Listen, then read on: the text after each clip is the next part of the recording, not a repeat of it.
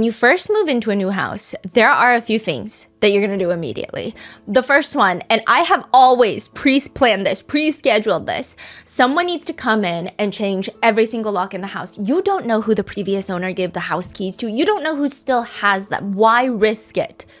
A family moves into their new home, and there are just like a few quirks that come with it. I mean, you could maybe say that the house is charming, objectively speaking. They've got a spacious backyard with a pool. It's 3 floors. They do have this interesting flagpole at the front of the property, but they are just so focused. This family is so focused on getting situated, unpacking all their boxes. But it feels like they're in some sort of weird social experiment because periodically through the day, people will start randomly showing up. People will stop their cars, get out, take photos of this house landscape mode. They turn their phone. What is wrong with these people? It's a normal family home. This is not a landmark. This is not a massive mansion with Christmas decorations up. It's a random house. What are they doing? Others are driving by the house and doing these very convoluted random 3-point turns, and the owners are just looking out their windows like, why are they doing 25 3-point turns right now? Like they're in some sort of simulation and it's a glitch. Are they practicing for some driving test? Why do they keep doing this? It's not even necessary. It's not like they're going anywhere. They're just doing convoluted turns. Why specifically in front of their house that they just bought?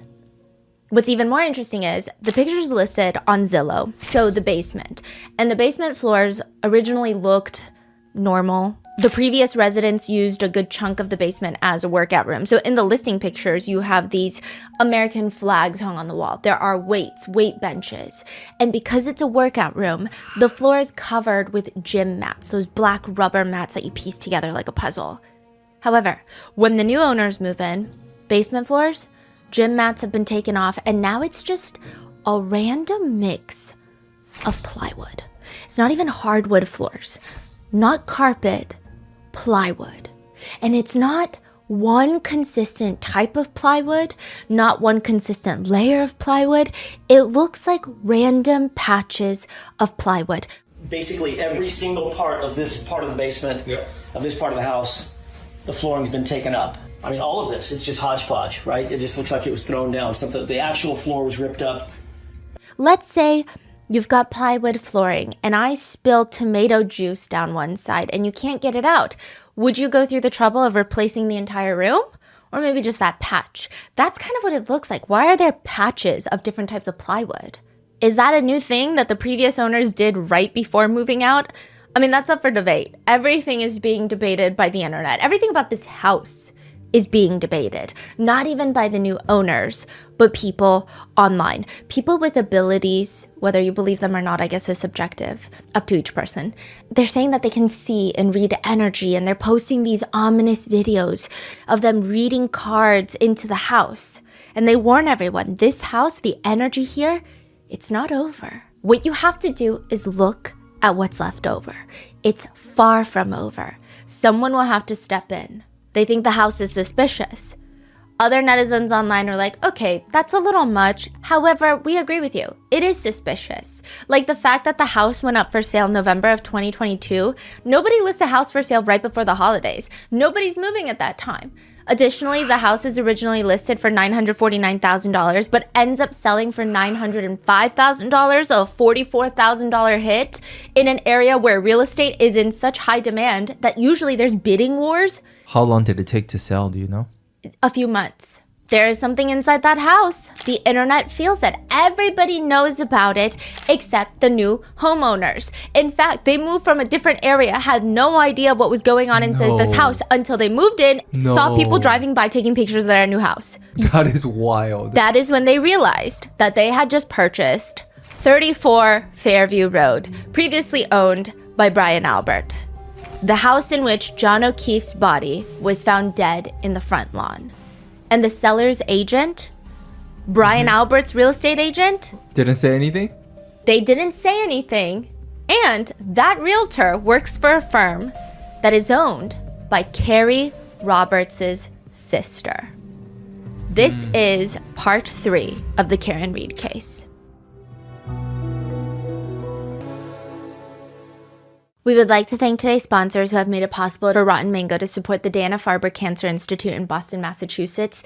They're a globally known cancer research center that also provides support for patients and families similar to John O'Keefe's sister, who has since passed away from brain cancer. This episode's partnerships have also made it possible to support Rotten Mango's growing team, and we'd also like to thank you guys for your continued support. As always, full show notes are available at rottenmangopodcast.com. A few disclaimers. There are mentions of driving under the influence, alleged physical assault, as well as drug usage, so please watch at your own discretion. This episode is only part 3 of a 4-part series that is spanning to be probably longer than every single Game of Thrones episode combined. I don't know what's happening. I'm trying to take out some information, but I feel like everything is pertinent, and there's 2 separate trials. So there's trial 1, trial 2. A lot of statements, a lot of testimonies have been condensed and or combined for brevity's sake.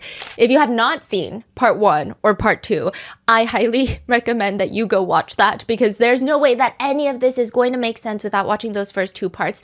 In addition, I will try to do like a very brief recap, and all I can say is this is a case that consists of every single person on this board. Some of them were at 34 Fairview Road, which is a house owned by the main Alberts. The Albert is a massive family that I feel like Canton, Massachusetts, which is a 30-minute drive from Boston, if there's 10 people, 7 of them are Albert related. They're either married into the Albert family, like Julie Albert is married to Chris Albert, who's Brian Albert's brother, or they're married in through Jennifer McCabe is Nicole Albert's sister, who's married to Brian Albert. I mean, it's just a freaking mess. And then outside of 34 Fairview Road, on January 29th, 2022, Boston police officer John O'Keefe was found in the front lawn in front of a flagpole. Everyone inside the house that night, because there was a cop party, a bunch of cops coming together to drink and drive at night, they say he never entered the house.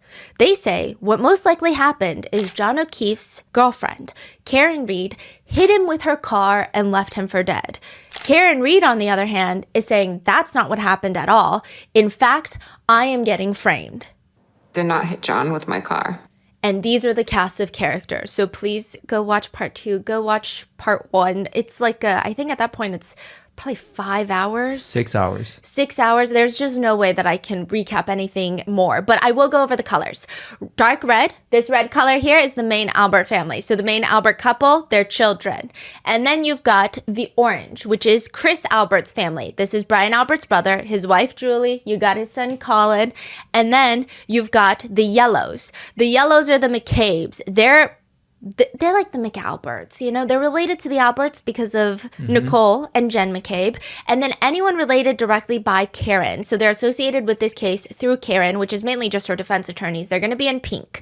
Anyone who has a light blue color, such as John O'Keefe and maybe even ATF Brian Haha Higgins, that means that they are law enforcement officers or they have control over law enforcement. So these are all cops. These are all feds, except for the exception of Chris Albert, who is not really a law enforcement officer, but he sits on the Canton Select Board, which controls the Canton Police Department as a whole. It's 5 people. He's one of them. They get to appoint the police chief.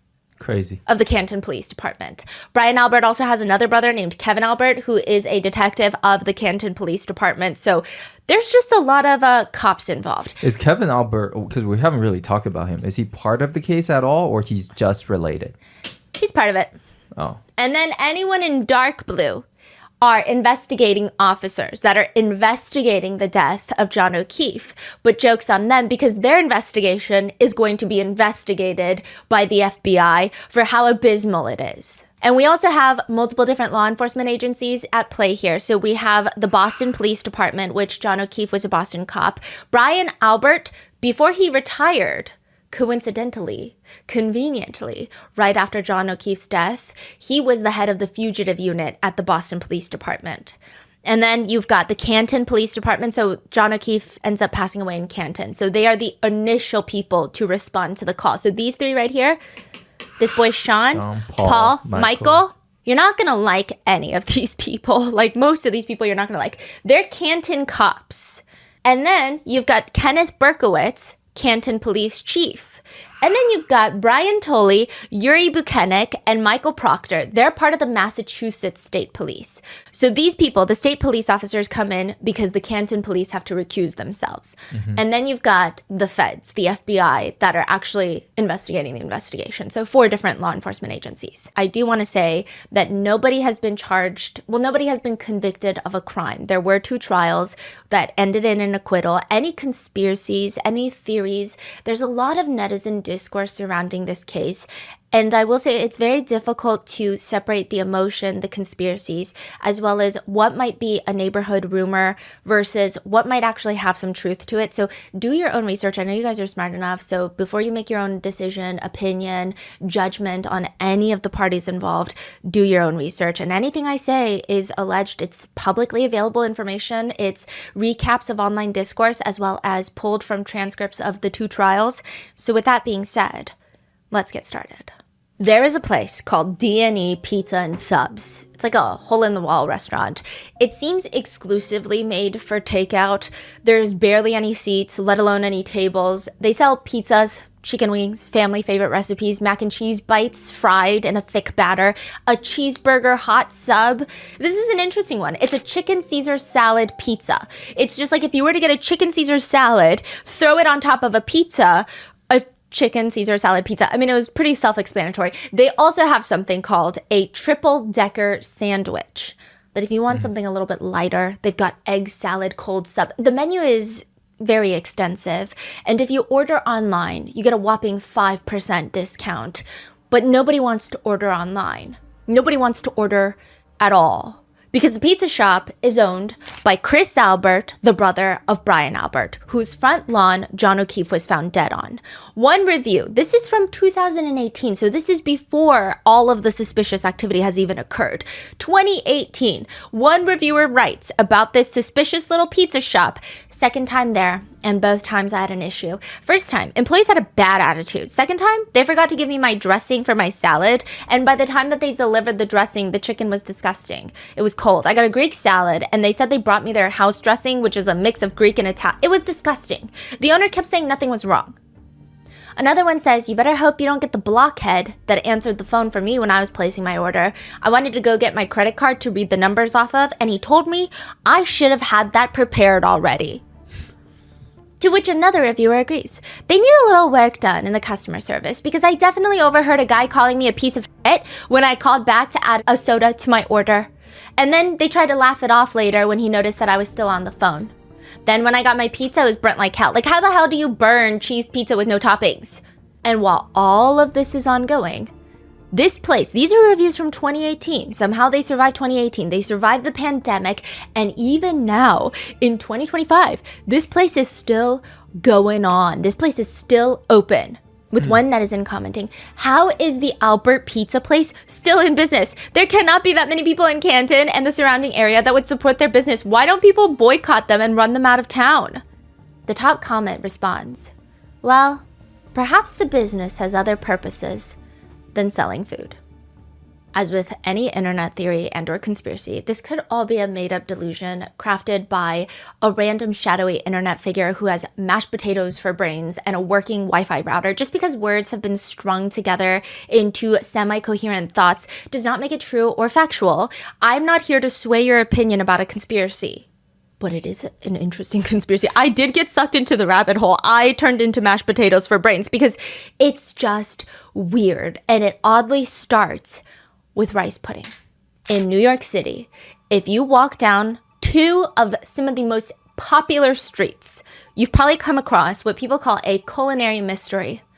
2 restaurants, most expensive areas in New York City with massive storefronts. They always look empty for some reason. It's just like a dessert shop. It feels sterile. It's called Rice to Riches. It's like the most niche desserts shop. There's so many dessert shops in New York City where they do all the trending Instagram desserts and they still close down because money is hard. But this is rice pudding that's made fresh daily that you can get in flavors like coconut coma, Oreo-gasm, sex, drugs, and Rocky Road, hazelnut chocolate bear hug, and then you just add toppings to it. The founding family of the rice pudding shop is very wealthy, which people are confused. Locals are wondering, who the hell is getting rich off of rice pudding? Well, maybe they're not. The restaurant opened up in 2002, and by 2005, the founder was arrested for operating what prosecutors called probably one of the largest gambling operations ever in Suffolk County. Wait, this is actually that? Yes, an illegal Whoa. sports betting ring that was bringing in $21 million annually. Wait, so the store is a front for... No, the founder says they're two different businesses. He said he's never mixed the money. He's not money laundering. The store's not a crime front. That's crazy. It's just a coincidence, he says. Huh. It's a coincidence. There's no connection between the gambling and the two dessert shops. The dessert shop is 100% not a crime front. That's what he says. That dessert shop is still open. There's no proof that there is money laundering happening. I mean, there's still two of them in New York City in the most expensive areas. So he's arrested, but his store's still running by someone. Yeah, he got out pretty quick. Oh. Now, to complicate things even further, everybody does say rice pudding's actually pretty good there. They say it's actually very addicting. One comment reads, nah, because the rice pudding is so good, I'm actually going to contribute to their gambling problem. Another person writes, the rice pudding is worth the organized crime here. That is what netizens believe is happening with D&E Pizza without the good pizza. There is no evidence, but they believe, based off the bad reviews of the restaurant predating 2022 and pictures of the food and locals saying, I don't know who goes there except for just fellow cops and like some random young kids. They believe there is no way that these people are staying open for business and profiting to feed their whole family. It doesn't make sense. One internet rumor reads, I heard from a friend that Colin Albert was selling drugs out of D&E Pizza and his daddy knew all about it. To which someone responds, of course his daddy knew. Who do you think he gets the drugs from? To be fair, another netizen comments, just no proof, just rumors.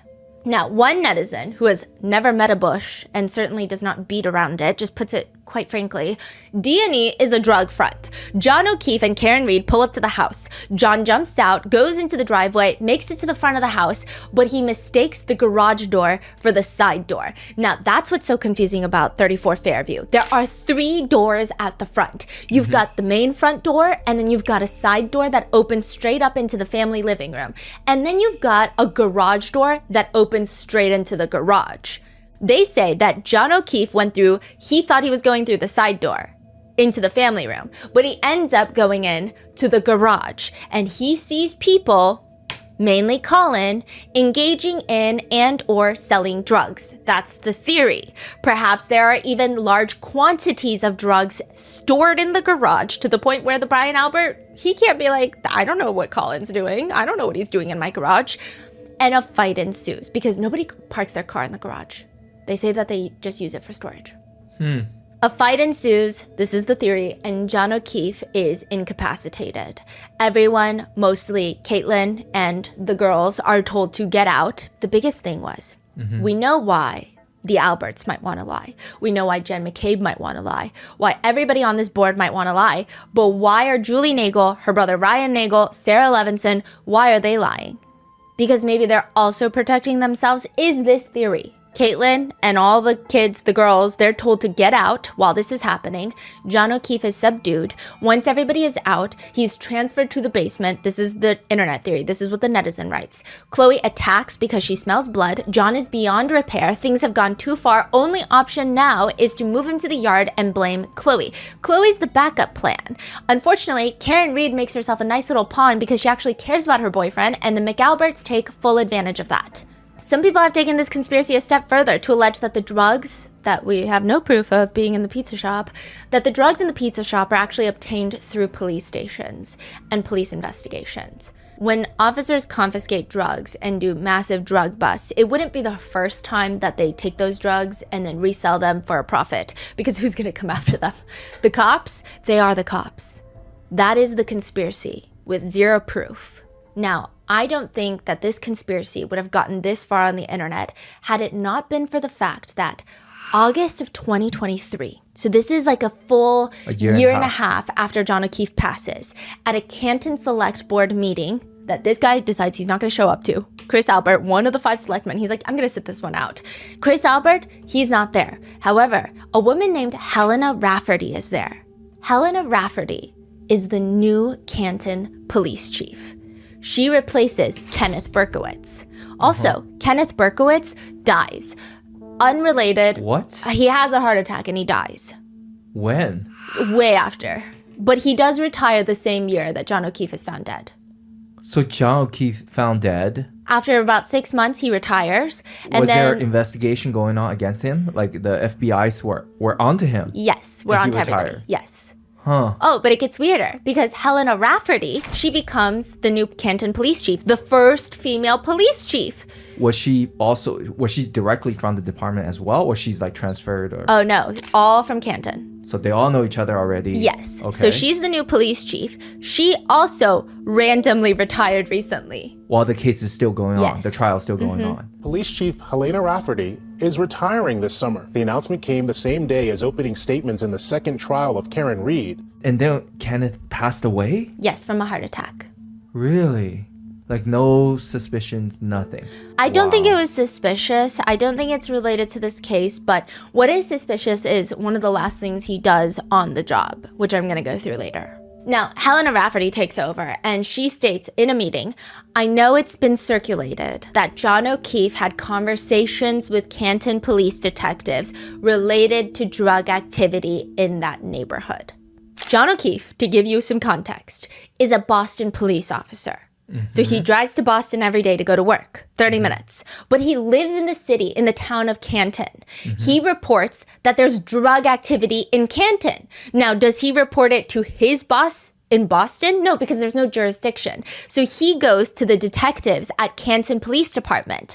Who's the detective at the Canton Police Department? Kevin Albert. He went to Kevin Albert? He was one of the people.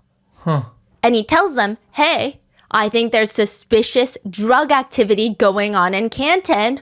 And Helena Rafferty, the new police chief, says, well, I'm here to confirm that John O'Keefe absolutely did reach out to Canton detectives related to drug activity in the neighborhood. He reached out to the detective unit. However, none, and let me repeat that none of John O'Keefe's well-documented correspondence with us included anyone alleged to be involved in this case. Nobody believes her. That's weird. Okay. What we're getting out of this is she did confirm that John O'Keefe told Kevin Albert and other Canton detectives that there is drug activity in this neighborhood. And this is where it gets suspicious. Chris Albert, Julie Albert, they had been neighbors with John O'Keefe for years. They recently moved away. Yeah. But for years, they were 2 houses down. They never got along with John O'Keefe. They never really talked to him.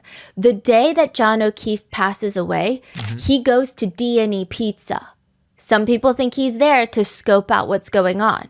He goes to D&E Pizza, and that night, Chris Albert is the one to invite John O'Keefe to the Waterfall Bar. Are you saying that he rarely goes to D&E or?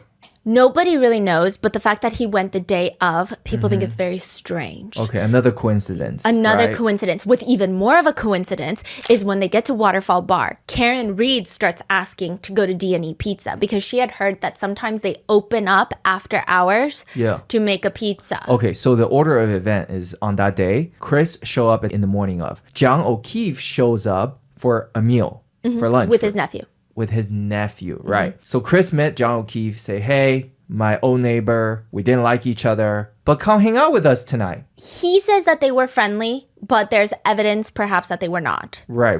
Yeah.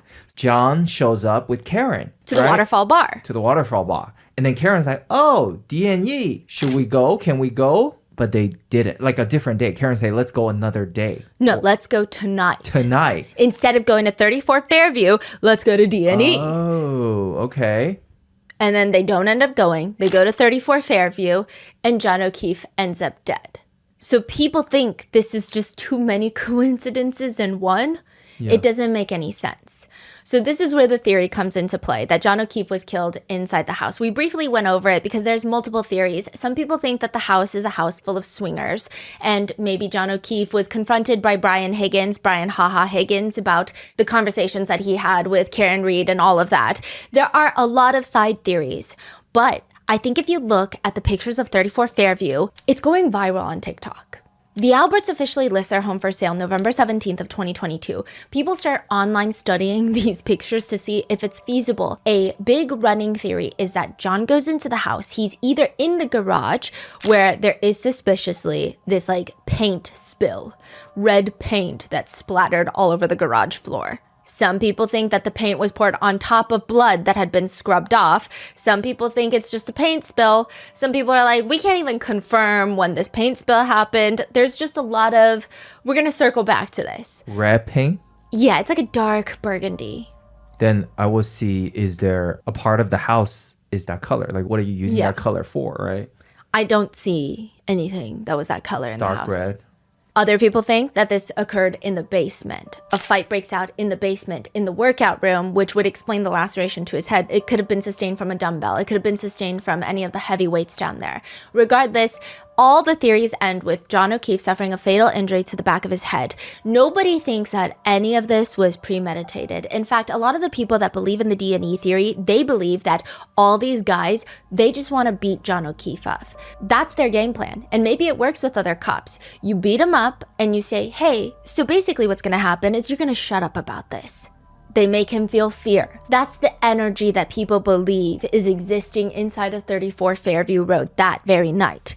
He suffers a fatal injury to the back of the head, and everybody starts freaking out because it wasn't supposed to go this far. Chloe, the German Shepherd, starts attacking John O'Keefe. The residents and the partygoers ultimately freak out even more, and they decide that they're just going to lay his body on the front lawn, and they're going to blame the snowplow drivers. They're going to say that John was drunk. He gets out of Karen Reed's car. Karen drives away, leaving him, which was a happy coincidence for them, and John gets hit by a snowplow. People have died from getting hit by industrial city snowplows. He's drunk. He didn't see the snowplow coming. The snowplow driver at 3 a.m. didn't see John, and they hit him, and he dies. So they wait until the snowplow driver drives off, does their route of 34 Fairview. Once they hear that snowplow go through, they move his body outside. By the next morning, Karen inserts herself into the situation, thus giving them the perfect opening. Again, this is all alleged. Nothing has been proven. That's the running theory of some internet users. And they just need to know if it's feasible to bring John's body out of the basement without being seen by the neighbors. The most popular theory comes from the basement opens into the backyard. There's what they call bulkhead doors. So it looks like one of those storm shelters. It's like a plank of wood. You know when you are on the street in New York and you see those steel doors that open and then you walk down and it's the bottom of like it's kind of like that, but not as official. It's just like a wooden door. You lift it up. There's a few steps and then a regular door. You walk in and that's the basement. Look at that. Yeah. Directly into the backyard, yeah. When you get out of that, you're in the backyard. You turn to the side, there's a fence. You open up that fence, directly in front of you is the flagpole. And that is the darkest part of the whole property. They believe that someone went, one of these partygoers, parked a car on the side of the street. Then the others came in through the back side door and dragged John O'Keefe's body towards the flagpole in the middle of the night, long after Karen already went home. But does the floor plan of the house make this theory feasible? Some people are saying these are the wild cards. All of Brian Albert's friends, because other than that, family has a reason to lie for family. But what about Julie Nagel, Ryan Nagel, Sarah Levinson? Why would they say, no, I didn't see John O'Keefe coming inside. No, I didn't see anyone go into the basement. Why would they say these things if you don't believe that they're involved in the drug theory? Why would they lie? It doesn't make sense. Sarah Levinson is a nurse. Why would she risk her career for any of these people? Adding to the theory the most when you look at the floor plan of this house is that this is not an open concept first floor, which when everybody testifies, you almost envision it to be. They're like, yeah, you walk in through the front door. If I'm in the kitchen, I see everyone. I see you in the living room. I see you in the kitchen. I see everybody. That's not the case. That's not the case at all. The front door is like a vestibule. Okay, you walk in and on your right is this small dining room. And then to the left is a small entrance with the library, the study. And then there's stairs leading right up to the front, like right in front of you. There's stairs going upstairs. And then behind it, there's a door that you open and it leads into the basement. So there's stairs going down into the basement. Wait, you're saying there's a door to the basement? Yes. To open? to get into the stair to go down into Yes. the basement. And then if you were to keep that door open, behind that door is the small opening to the kitchen. And these are small openings. These are not massive, grand, arched entryways into each room. These are door-sized openings. So no, if you're in the kitchen, you might not even see if someone walks in. You might not even see if someone goes into the basement if that basement door is kept open. So all of these could justify why maybe some of Brian Albert Jr., Birthday Brian's friends, didn't see John O'Keefe that night if he were to have actually been in the house. Netizens think this makes perfect sense, especially now with the Alberts selling the house. The house had been in the Albert family for decades. Albert, this Albert, Chris Albert, Kevin Albert, all of them grew up in that house and they just randomly decide to sell it. If you do look at the purchase history, it says that this home was purchased in 2010. That's not true. Brian Albert purchased it from his parents in 2010. It was owned by his parents before that. Furthermore, there are rumors that Brian Albert filled the pool in his backyard before selling the house. He filled it to the brim with concrete so that it's nearly impossible to go into the pool unless you have some sort of warrant, or even the amount of resources that it would go into digging up that pool. How legally exhausting would it be to fight something like that back and forth? The rumors state that Brian Albert put bloody flooring from the basement into that pool, Chloe's body into that pool because Chloe goes missing. What? Into that pool and then filled it in with concrete. However, that doesn't make sense because, well, for one, the new owners would have every right to dig up that filled in pool. And with the attention that this case is getting, I'm sure someone out there with disposable income would be more than happy to even fund the operation of digging up what's in that pool and even paying for it, or even a contractor to do it for free attention to their services. It doesn't make sense. And it doesn't make sense, and it's also not true. Brian Albert did not fill up his pool. However, his brother Tim Albert, Brian Albert's other brother that's not on this wall yet, he has been relatively quiet about this case. I have so many questions. Yes. So the pool, is it filled with concrete or is that a rumor? At the Albert residence, it's not filled with concrete, but the rumor was that it was filled, and where it got disconnected online is a different Albert pool was recently filled with concrete. Tim Albert. Yes. Gotcha. Not Brian Albert, but Tim Albert. Okay, so these are just like rumors that's going around on social media. Yeah, and they've kind of merged together, but there is a pool that's filled. They are in the Albert family, but it is not Brian Albert's pool. It's not 34 Fairview. Right. And Chloe is missing. It depends on who you ask. If you ask Brian Albert, he will tell you that Chloe has been rehomed to the state of Vermont, to a new owner all the way in Vermont. If you ask anyone online, they might tell you that Chloe is dead. Why would he rehome Chloe? Like, that is pretty wild. How old is Chloe? They've had Chloe for 7 years. That is a weird time to rehome your dog. Exactly. Hello? Precisely. Tim Albert does make a social media post. It's one of those like alpha male lion, black and white photos of a lion. And on top of that lion are just words that read, "I stand by my family 100%. You don't fuck with them. You fuck with them and I won't hesitate to make you the most miserable person." What does Tim Albert do? We don't know that much about Tim Albert. He's not a cop. However, he was involved in a DUI, in a little situation. We're going to come back to Tim Albert. Okay. Tim Albert's going to join the cast of characters. He's going to be on this wall. Timmy's not escaping this wall. The pool is in his backyard. It's completely filled in, and there's new grass planted on top, which is interesting because the timing is strange. First of all, how did we find out he filled his pool? And then also, why do you fill your pool? Tim Albert lives across the street from the Canton Police Department.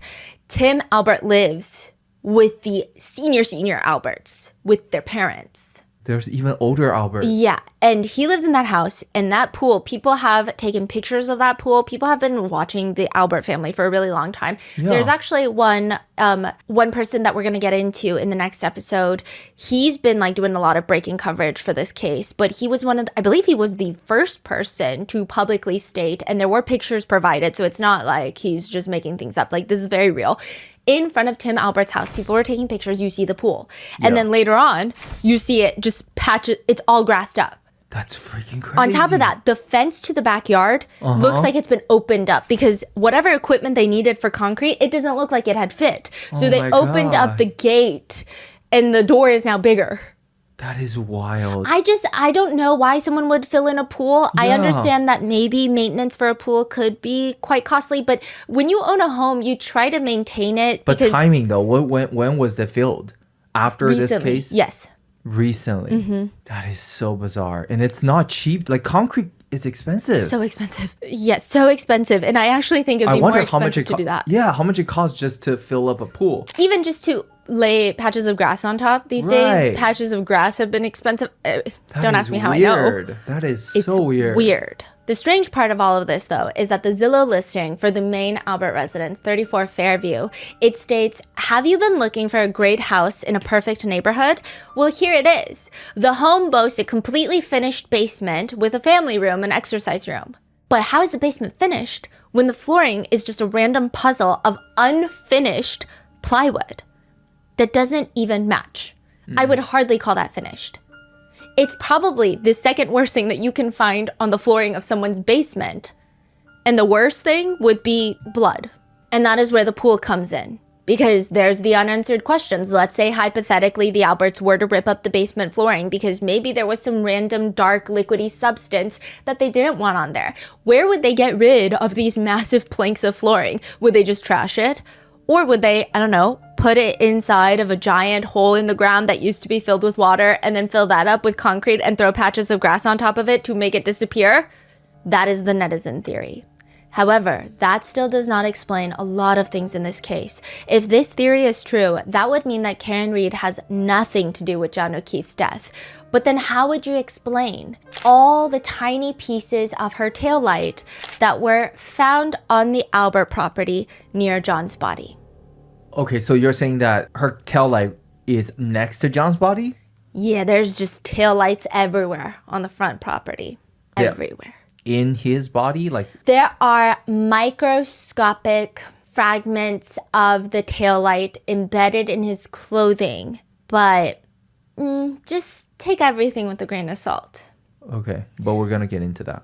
There are a group of people out there that believe that Karen Read is 1,000% guilty. They argue Karen Read is guilty. She's also the one that found him. Furthermore, she's clearly an unstable, dishonest person. She was probably afraid that her cheating would be discovered that night from Brian Higgins and bursted into another one of her unpredictable rages before John had the opportunity to go into that house. Yes, the police were shady. I simply don't think that they wanted their personal lives unearthed and affecting their career. I don't like shady cops as much as the next guy, but these guys didn't frame her. Maybe they used corrupt tactics to make sure she was found guilty, but at the end of the day, she's guilty. Which I will say, anything that reads, quote, maybe they used corrupt tactics to make sure she's found guilty should be a massive red alarm, but I digress. There are people that hate Karen Read. Some argue it's not even that I hate her. Do I think she did it? Yeah. Did that mean that she meant to do it or she was aware that she did it based off of her intoxication? No. Do I think that this was also the worst police work riddled with conflicts of interest? Also, yes. Others say it's crazy to me how in casual conversation, police corruption is a very rational idea, but in court, police corruption is irrational and absurd, and it's a conspiracy. So people are very divided. And amongst the divided group of the ones that do think Karen Read did it are obviously the McAlberts, but also John O'Keefe's own family and friends. One of John's childhood friends says, the defense theory has so many problems. If you're going to suggest that people in the house are part of a conspiracy and it was a grand plan, why would you put Johnny's body still alive, mind you, on your front lawn? There are a set of train tracks behind their house, behind the Albert residence. That's a better place. They're just saying it doesn't make any sense. They say nothing points to anything and anyone other than Karen Read. John O'Keefe wanted to be a police officer because his grandfather was one. He told everybody he wanted to be one of the good ones. His family say, while other people were trying to figure out where they belonged in the world, he knew he wanted to be a cop. His grandfather's a cop. It was kind of in his DNA. There was never an ounce of fear with that job from him.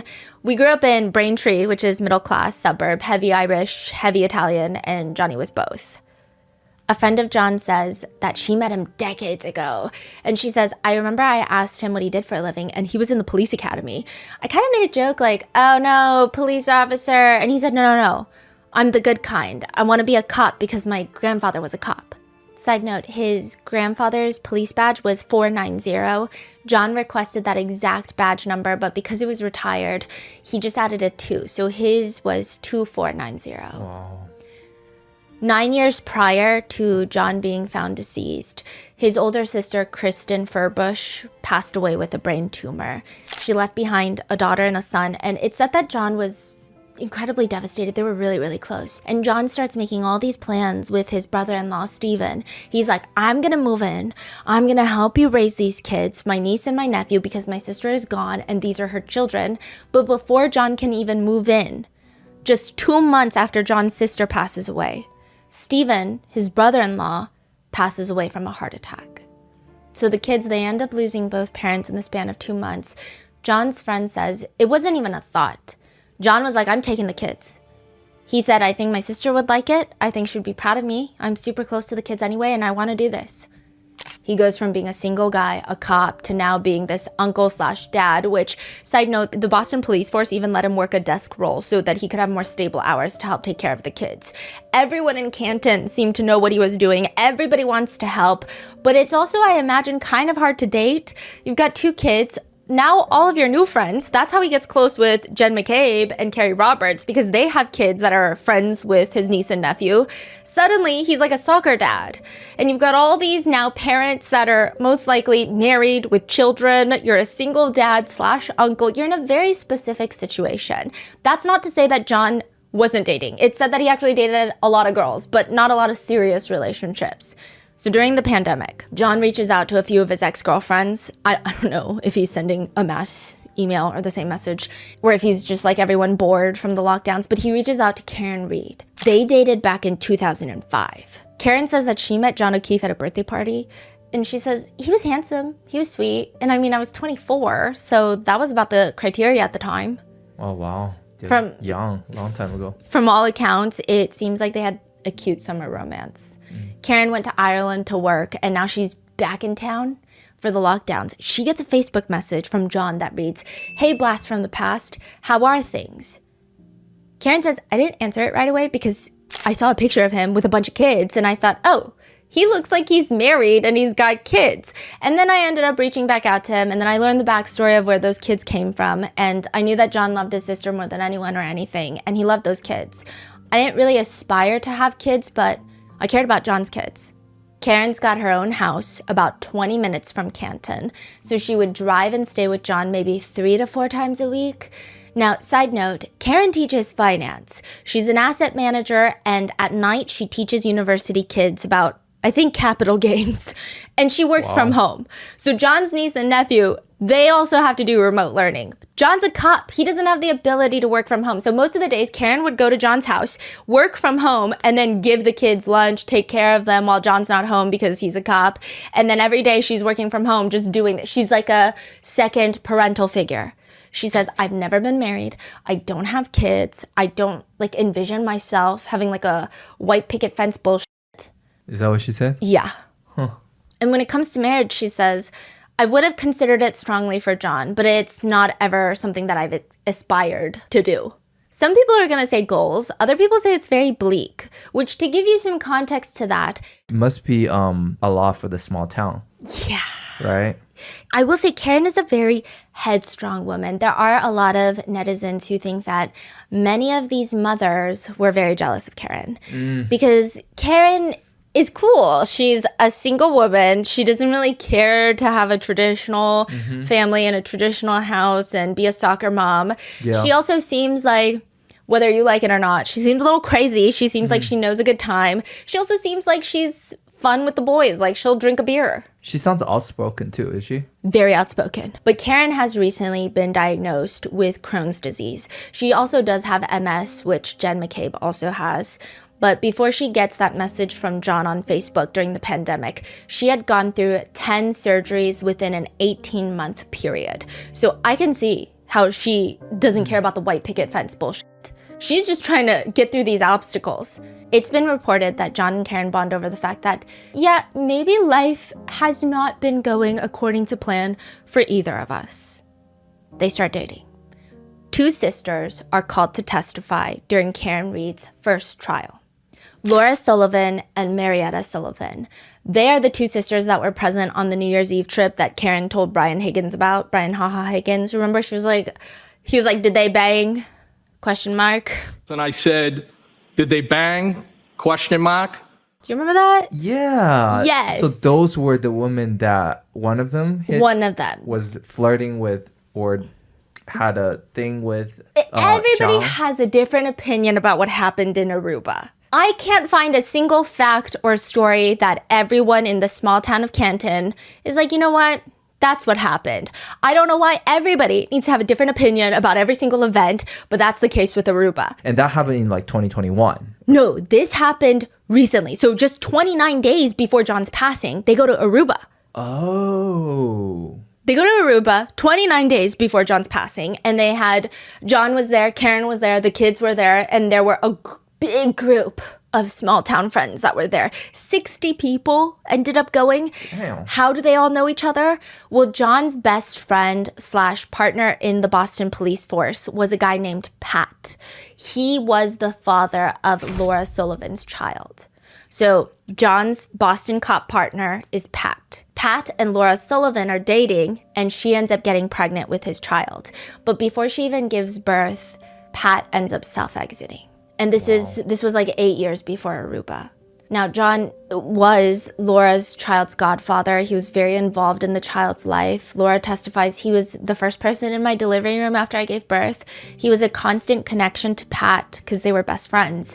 He was always just making sure that my son was taken care of in the sense of being there to tell him stories about his relationship with Pat. So now 8 years later, John, Karen, the kids, they're going to this Aruba trip, and Karen asks for 2 rooms. Karen wants her own bathroom. She wants her own space. The prosecutors are going to make it look like, see, Karen is so needy. Karen is so crazy. She's just doing too much. But in reality, I mean, she's got Crohn's disease. She has a lot of difficulties using the restroom. I think likely due to her medical condition, she just wants her own space. Their rooms are not directly in front of each other because it's just hard. They're on opposite ends of this hotel. When you say 2 rooms, are you saying Karen 1 room, John and the 2 nieces 1 room? 1 niece, 1 nephew. Yes. So John and the kids are going to be in 1 room. Karen's going to have her own room. But the whole trip in Aruba, Karen's taking care of the kids. Yeah. I mean, I don't think that's bad. Like, it's not bad, otherwise, there's 4 people and she needs her own space. Like, exactly. So they end up on opposite ends of this pretty small hotel. I mean, it's fine. Laura says this was her first time meeting Karen, and she just remembers Karen walking up to her, giving her a big hug, smiling that she's heard so much about her, and it is so strange. I do think a lot of netizens have some negative opinions about the Sullivan sisters. I wouldn't go as far to say that because we don't know really anything about the Sullivan sisters. I will say, though, it is very interesting how the prosecution keeps calling all these witnesses to the stand, and they all inadvertently make Karen look better. Because it's also the way they say it. The Sullivan sisters are like, yeah, it was my first time meeting her. She came up to me, gave me a big hug. She came out, she gave me a big hug, said, it's nice to meet you. I've heard so much about you. I recognized you from pictures. It almost seems like they're trying to make it sound neutral, but it sounds positive. It's a friend's birthday that night, so the group of them, they go out to dinner, and Laura is asked what happens there. Again, everyone's assuming something bad is going to happen, but she says, Karen had paid the bill prior to us receiving it. And what, if any, reaction did you or anyone have in that instance? The entire table was kind of taken aback, said it wasn't necessary, wanted to Venmo or give cash or something along those lines, and she declined, saying that she was honored to be there and wanted to pay for it. A lot of netizens thought, again, this part was weird because some say it's giving mean friend energy. The way that it's said, people have been analyzing that. I mean, to be fair, they are testifying at the trial. I don't know what you expect them to do, to just like smile and giggle through it. I don't know. I mean, maybe I would because I'm so nervous, but it seems like they're just trying to be as neutral as possible. But a lot of people are saying, that sounds like an amazing first impression. Why are they even bringing this up? However, Laura's little sister, Marietta, not nearly as good of a first impression of Karen Reed. She gets up in the stand, and Marietta says that she ends up flying into Aruba a little later than her sister. And when she first arrives at the hotel, she's busy saying hi to everybody. I mean, clearly she knows John. That's her nephew's godfather. Marietta says he was similar to a big brother to me. He was similar to a big brother to me. He was somebody who was there for my sister during her darkest times. So I really respected him for that. But yeah, he was a big brother and a family friend. She ends up running into him in the lobby the first night after dinner. And she says that John O'Keefe is stumbling into the lobby. She had just gotten out of the elevator. John O'Keefe is alone. And Marietta says, my initial response to him was, "Whoa, you okay?" I actually said, "Whoa, Godfather, are you okay?" But yeah, he was stumbling into the lobby. She says that she goes up to him and gives him a hug. She says that he was glassy-eyed, looking above me. We never made eye contact. It was like he was looking above me. It looked like he was looking for someone. I asked him, "Where are you going?" assuming that he would be coming to the pool bar to meet all of us. So I guess all the friends were there. He kept looking around and he indicated that he was going that way and pointed toward a bank of rooms to our right. And I said, "Well, you should go that way." And I stepped back and I guided him toward the area that he was going. He walked off. I continued out to the pool bar where I heard very loudly his name screamed across the lobby very angrily, and it made me stop in my tracks. So I turned around to go back in. As I'm going back in, I hear someone yell, "Who the fuck was that?" As I come around the corner, I see Mr. O'Keefe walking toward a woman. He said, "Calm down, that's Laura's little sister." I said, "Hi, nice to meet you." That's when Miss Reed's head snapped up, and she very loudly told me to go f*** myself across the lobby. And I said, "Yeah, f*** you too," and walked away. This was my first interaction with her. I had never been fully introduced to her at all. She was just very loud. She was very energetically screaming at me to go fuck myself. She was waving with her hands. Johnny was trying to calm her down, and after I said, "Yeah, fuck you too," I went out to the pool bar, and I didn't see much after that. I went straight to my sister Laura, and I looked at her and I said, "John O'Keefe's girlfriend?" And she looked at me and said, "Karen?" And I said, "Yeah, you guys like her?" She said, "Yeah, she's okay." And I said, "Well, she sucks." Laura, Marietta's sister, says that she went to talk to John about the whole thing. So it seems like obviously Laura and John are closer. So Laura wants to talk about her sister. Yeah, what happened? And she says, quote, "I said, 'What's going on?' And he said, 'Nothing.' I said, 'Did Marietta and Karen have words?' He said, 'I don't know.' And I said, 'Well, that's not what Marietta said.' And I asked him if everything was okay. And at the time, his phone was lighting up and it looked like calls, text messages. And it said Karen on his phone. I asked him if he needed to take it. And he said, 'Yeah, she's crazy. I got to take care of this.' Laura says throughout the entire trip, he just didn't seem like himself. She says, quote, "He seemed distant." I asked him if he was okay, and he kind of just, shrugged it off. And I said, are you happy? He kind of just rolled his eyes and shrugged it off. And I said, "Well, something along the lines of life is too short to not be happy." And he goes, "Well, Laura, it is what it is." And I did ask him if he wanted to talk about it. I said, "Do you want to talk about it?" And he's like, "Not really." Eventually, Laura says that John tells her, "Well, apparently I made out with your sister the other night, according to Karen." Side note, it has been debated whether or not they did make out. Both the sisters kind of state that they never made out. Some netizens feel like they have mean girl energy, and if Marietta did kiss John, she could have easily said no. Additionally, she had a boyfriend that night, or that time, so she could have lied.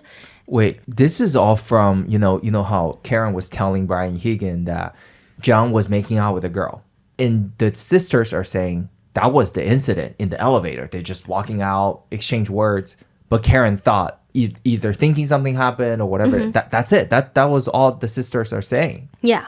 Wow. I mean, some say the way that Marietta describes hugging John, it feels very intimate. To notice that he's like looking above her while they're hugging. It just, I don't know. Some people, the way that she says that she testifies sounds more intimate. People have been really dissecting it. Either way, Karen ends up believing that they did kiss at some point. And then she ends up believing that she believed it wrong. Another thing to note that could indicate why Karen was so angry is Karen was in the hotel room taking care of the niece and nephew while John was out getting drunk. So that might have led her to believe that he was out doing something that he shouldn't have been doing, and she caught him in the act. Later, Karen pulls Laura aside and she says, "Hey, I'm sorry. I thought I saw something that I didn't, and I would like to pay for some of your sister's room." Really? Yeah, Laura testifies, "I said it's absolutely not necessary, just an apology will do." Wow. The prosecutor asks her, did she persist in wanting to pay for that room? She did. She just said, I will apologize, but something along the lines of, I want to pay for some of her room. Can I just have her room number? I don't remember if I gave her the room number or not. I don't really know. Obviously, this Aruba incident was a big deal for Karen. She was texting ATF Brian about it, and she sounds really hurt, which is why netizens are confused why the sisters were called to testify. I mean, they have no connection with the alleged crime, the alleged charges. Additionally, some netizens feel like it actually validated Karen's side more. But nevertheless, that was beginning of 2022. 28 days later, John O'Keefe and Karen, they get into another fight. The morning of January 28th. The day. Technically the day, yeah. Of. Karen and John, they start arguing, and it's mainly because Karen took John's niece to Dunkin' & Donuts for breakfast. Karen says, "He thought I spoiled them. I was miffed because it was just in the essence of saving time. I would say the arguments that we've had, this was probably one of the unfair ones, so I got my back up more than I normally did." And it sounds kind of like an unbelievable fight. But a close friend of John's does state that John would complain about Karen, and what would he complain about? Quote, "I did hear him complain about when Karen would buy very nice things for the kids. He wouldn't like that, stuff like that. Or buy very nice things? Or take the kids to get their nails done or something like that. He didn't like it." Huh. Which a lot of netizens, again, are saying, wait, how is this helping the Commonwealth's case? Yeah. Because, so we're just mad that Karen has financial resources and she's using them on not even her own kids? Exactly. There's a text from Karen Reed to John O'Keefe read, January 28th, 2022, 9:49 a.m. "You have really hurt me this time."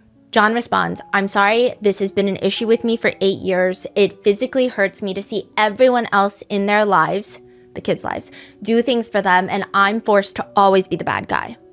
Which, while I can see how frustrating that is for John, just on a human level, a lot of netizens also argue, but that's not Karen's fault because Karen is not their parent, is not their guardian, is not their parental figure.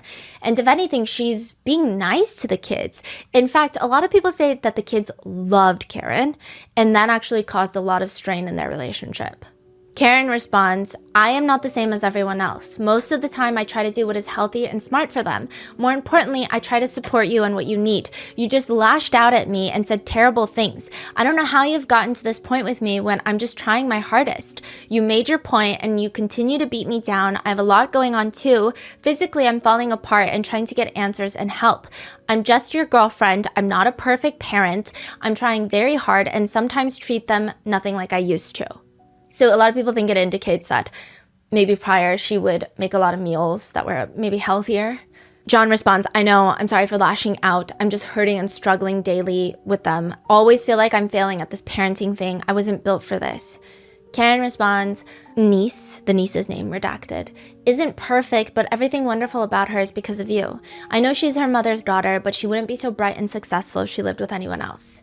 These are the morning of? Or? Yeah. Karen's texting him not to lose faith in the kids or himself. And she says, "Life can pick you up sometimes. Please be happy with them and put away your frustrations for the rest of the day and just be so proud of yourself, JJ." But later in the day, I think Karen has some time to stew about it. She thinks about it a little bit and she responds, "I feel pretty shitty about how this morning went down. I know you said sorry, but it really stung, especially when I've been trying pretty hard lately. I feel like a loser turning around just coming back over to the house after everything you said." John responds, "Not sure what else you want me to do. I said I'm sorry and I was out of line. If you prefer to stay home, I totally get it. Things in my own life have been difficult too, you know. I know." Text messages, some netizens don't think it puts John O'Keefe in the best light either. I guess he does consistently brush her off when she wants to talk about how hard she's trying, and she does have her own struggles as well. And other times when she's trying to communicate, He's very standoffish, and I think a lot of people think that adds to the statement that Jen McCabe said, which is that all the women in these little soccer PTA mom groups think that Karen Reed is just a glorified babysitter. Karen says, "Tell me if you're interested in someone else. I can't think of any other reason you've been like this." Nope, things haven't been great between us for a while. Ever consider that? Kids are here, I'm not in the mood to talk. So you're not into it anymore? That's fine, but I don't want to keep trying and you keep treating me like this. I'm trying to kiss and hug you this morning and you whack me in the face with a pillow. He says, sick of always arguing and fighting. It's been weekly for several months now. So yeah, I'm not as quick to jump back into being lovey-dovey as you apparently. It appears that Karen tries to get in contact with him by calling him nonstop. I don't know what nonstop means, but he says, OMG, stop calling. I've explained it a few times already. I'm not doing it again. So you're not into this anymore? Not into fighting all the time, correct? If you tell me you're interested in someone else, you will never hear from me again. You can have all the space in the world. He just responds in caps, I'm not answering, stop calling. She texts him, I'm gonna grab a drink in a bit. Can you please answer? John responds, no Karen, not sure why you need to announce that you're grabbing a drink, but have fun. She says, seeing if you want to meet me later. Again, a lot of people say that these texts give the impression that Karen just really wanted attention from John, and that could explain why she was reaching out to Brian Haha Higgins. It seems like she just wanted John to show her some sort of... I mean, the logic is coherent. I'm not saying it's the right thing to do. She later texts John O'Keefe frustrated. I've been dealing with my own personal crisis over things that I have zero control over. I'd like to lean on you too sometimes. Instead, I just hear everything I've done wrong. She also states that she doesn't want to go meet him at the house right now because she feels like the second she walks in, the niece and nephew are going to get chatty with her and, quote, that's going to irritate you. So again, which further, I mean, at this point in the text message, he doesn't disprove the theory. Wait, she's saying that if the nieces are showing like interest in Karen, like getting close, like, you know, being friendly, that's going to irritate John O'Keefe. I don't think it's just the fact that they're probably friendly with Karen Reed. It's the fact that they probably think that John O'Keefe is the bad guy, the bad cop. And she's the fun one. And they're going to be like, you're fun, unlike JJ. And maybe they say stuff like that. I don't know. You know, so, I mean, there was another incident where Karen said that the kids had gone on to vacation with John O'Keefe's parents. When they get back, they hugged Karen first. And that was kind of a situation in their relationship. I think that maybe some netizens are saying it also adds to the dynamic of the fact that these are not his kids. If they were his kids, he'd probably be a lot happier that maybe his kids even like his partner more than they like him. Because that's what teenagers do. But I think it's the fact that he was also their uncle, their fun uncle for the longest time. Fascinating. And then now he's, I don't know, right? Yeah. But Karen states that John would get a little upset over things like this. Side note, in the text messages, there are conversations about a water heater that was not working at Karen's house. And it's interesting because, again, when you read these messages, some people interpret it as, God, Karen Reed is so annoying. She's so needy, so high maintenance. Others think John is just kind of mean towards her and not really showing her basic appreciation.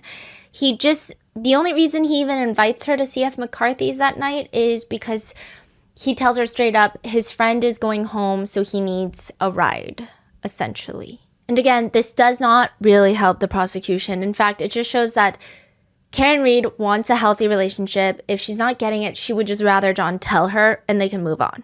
That's the vibe. And it also seems like she likes him more than he likes her, which would mean that her outbursts of believing that he's cheating on her doesn't seem so far left field. One netizen comment reads, to be honest, I expected the text to be really bad. Thus far, I just see a lot of standard couple bullshit. Karen says this fight was pretty rough. She ends up calling her dad that day before going to CF McCarthy's and then Waterfall and then 34 Fairview. She's at her house and she just says, my father just gently said to me, Karen, why don't you stay home tonight? It's going to snow anyway. But I didn't. And she says, Dad, if I had listened to you, none of this would have happened. because now John is being rushed to the Good Samaritan Hospital and the likelihood of him surviving is very slim. His body temperature is at 80 degrees Fahrenheit or 26.7 degrees Celsius, which means multiple organs are already shutting down. A paramedic does mention when someone's hypothermic and in cardiac arrest, we can't declare them dead or passed on until they've been warmed up. A lot of times with hypothermic patients, they can appear to be dead when they're actually still alive. So there have been instances where people have woken up in the morgues that were hypothermic and when their bodies warmed up a little bit. So we have to be very cautious, very careful about treating them as much as we can. But that doesn't seem to be the case here. There is a fatal laceration to the back of John O'Keefe's head that has caused multiple skull fractures and bleeding in the brain. John O'Keefe will pass in the hospital, while Karen is 2 doors down on the same floor, losing her mind. Karen gets section 12'd in that same hospital. She says while at the scene, she calls her mom, she calls her dad, her brother, nobody's answering, she's freaking out. Eventually her dad calls her back, and in this emotional, distraught state, Karen tells her dad she does not want to exist anymore. He is so nervous for his daughter, he calls the police to make sure that they're making sure she's not trying to do anything. Like the Kempton Police Department? Yes, and they section 12 her because, you know, his trust in the police was very high at this point. Yeah. Could you explain section 12 for? It's like a psych evaluation. So she's forced to go to the hospital, go through a mental evaluation to make sure that she's not going to self-exit and be a harm to herself and or to other people. She ends up 2 doors down from John. John's parents are driven to the hospital by Carrie Roberts. So after leaving the scene, she actually drives back to the scene. It's very complicated. She and Karen leave 34 Fairview together. And then the officer calls Carrie Roberts and is like, you got to bring Karen back because we got to section 12 her.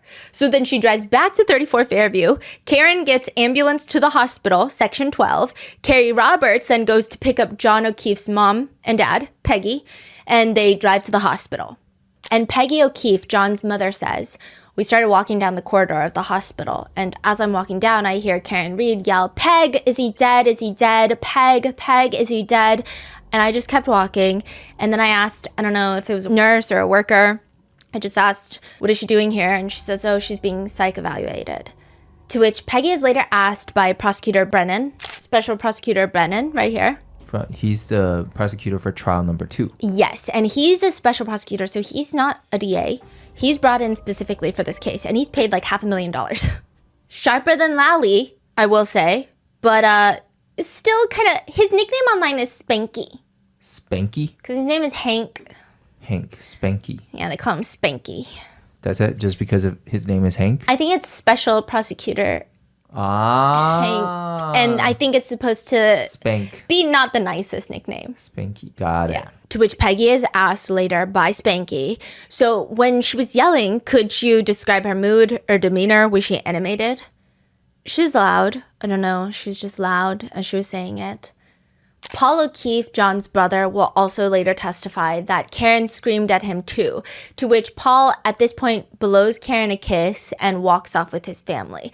This blowing of the kiss has been interpreted in drastically different ways depending on the netizen. Some people think that it's just him trying to show her love in a very difficult situation where everything is falling apart. Others say it's kind of weird.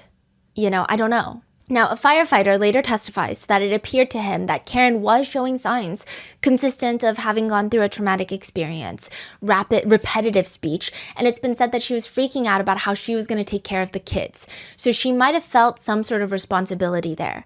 Karen's brother says when Karen finds out that John is gone, she does lose it for a little bit, but within a short period of time, she finds a way out. She says, by the time I finally get out of the hospital, right before noon, I said, Dad, I want to go see the kids. So Karen, her dad, and her brother, they all drive to John O'Keefe's house, where John's parents, John's brother, John's father, his niece and nephew are all there. And Karen says, I hugged his dad and his niece, greeted his brother and his mother. I knew they had just identified the body. And I said, Paul, which is John's brother, Paul, what did he look like? What happened? And he said, my brother looks like he went 5 rounds with Tyson. Looks like he got beat up. Paul would later say about looking at his brother, he was pretty banged up. His eyes had swelled up. He had a breathing tube in, or a mask anyway. Blood coming down his nose, blood coming down his mouth. What really stood out to me were the eyes. It was almost as if there were ping pong balls under his eyelids. They were that swollen. However, Karen states John's mom clearly doesn't agree. She claims John's mom, quote, and his mother leaned over the kitchen island and says to me, I think he looks like he got hit by a car. I think he looks like he got hit by a car. And I'm like, wait a minute, were you both looking at the same body? That's what Karen says. Karen eventually goes upstairs to grab her things, and she knew immediately the whole thing felt off. That's why she doesn't end up staying a long time. Karen's dad and brother are also there, and Karen's brother says after a couple of minutes, John's brother gets a phone call. He leaves the room, and when he comes back, the way he looked at my sister, it was like time stopped. Oxygen left that room at that point, and there was some serious looks of guilt being thrown at Karen, subsequently at my father and I as well. Karen says, I could read the room. I could tell that I wasn't wanted there. She really was not. Later, Peggy O'Keefe testifies. And then they came in, and then he said, do you mind if we go upstairs and get a couple of her things? Which I never should have let them go up there. But at the time, and I really didn't have anybody else to help me keep them down in the kitchen. So I don't know what they got up there, what they did up there. So Peggy's saying, I shouldn't have let Karen upstairs that day. Peggy also states that she doesn't remember ever saying anything to Karen along the lines of accusing her of hitting him with her car, but I don't know. One of John's closest friends also states, we had no details at this point. I immediately called Johnny's brother Paul, and Paul started to fill in some of the gaps. Everyone liked Karen, and everything changed on the morning of the 29th. And everyone thought, if she did this, she's going to be held responsible for it. And at this point, we didn't necessarily think that Karen hit him on purpose. We just know that something happened, she hit him, and she left. One of John's friends compares it to Karen needs to fall on the sword if this is what she did. They just want her to admit it, show remorse, and they can move on. But as the trial goes on, they change their minds and they say, quote, this is quite literally a murder carnival. And it's as though Karen is the happiest murder defendant in America, walking a red carpet on her way into her own murder trial. That's weird. What changed? They truly believe that Karen did it. And they think that all these conspiracies are just heinous conspiracies crafted by the defense to... They think Karen did it on accident at first. And then they're like, if she's trying this hard to make up all these, quote, lies and conspiracies and brainwash the media, then that means that she might have done it on purpose. And there are things that maybe they just can't justify, like the fact that a tiny piece of John O'Keefe's hair is found on the bumper of Karen Reed's car. Now, some argue, yeah, well, that's not really that abnormal. I mean, John O'Keefe, like, Karen Reed would park her car in John O'Keefe's garage. This is not completely unheard of. Other people say the fact that the hair was found on her car should already be alarming. Because at this point, her car has been driven around a blizzard. It's been towed from police station to a house. It's towed everywhere. And people are confused. Quote, you're going to tell me a hair stays on the bumper throughout the entire drive, 60 miles back and forth through a blizzard, and you're going to find a tiny hair on the bumper? That doesn't make sense. Other things that don't make sense, well, you've got Michael Proctor. To have an stellar performance review for work is a very hard endeavor. If you've never had a bad mark on your employee performance review in 12 years, you might as well brag about it too, saying, quote, I've never had a single complaint. I've never been the subject of any disciplinary actions. All my employee evaluations are either outstanding or excellent. But sir, quit playing. We know exactly what you've done. Trooper Proctor is up on the witness stand, and for my audio listeners, he looks like a freshly boiled egg. There's not really a more eloquent way to describe his features, though Proctor is a witness and one of the lead investigators on the case of the death of John O'Keefe. He's sitting at the witness stand looking like a defendant. I mean, he might as well be. He's fighting for his life. He tries to win the jury over with the fact that he's been doing this job for 10 years. And everyone's like, that's actually terrifying. 5 years with the homicide unit. Again, we're scared. Several homicide schools he's attended. That's what he calls them, homicide schools. He also has experience working in narcotics. A lot of people are like, lots of cops with access to drugs. He was on a shift when the call comes in that there was a male party discovered on the snow outside of a residence. That's what he says he was told. He wasn't told anything else. Canton police These three right here, the Canton clowns, they quickly fill him in that it's a Boston cop, 10% survival rate. That's what Proctor says that he's told. And the first stop Proctor says he's going to make is going to the woman that called 911, Jen McCabe. He drives over to Jennifer McCabe's house where Jen McCabe is there. Her husband, Matt McCabe, is there. And then also her brother-in-law, fellow Boston cop, the man whose lawn John O'Keefe was found, Brian Albert, he is also at Jen McCabe's house. This is second day? First day? 29th? 30th? Yeah, the 29th. So the Canton cops, they come out to 34 Fairview. Yeah. They're actually the first ones to talk to Jennifer McCabe. Yeah. Officer Lank is. He goes inside the house and he's talking to Jennifer McCabe.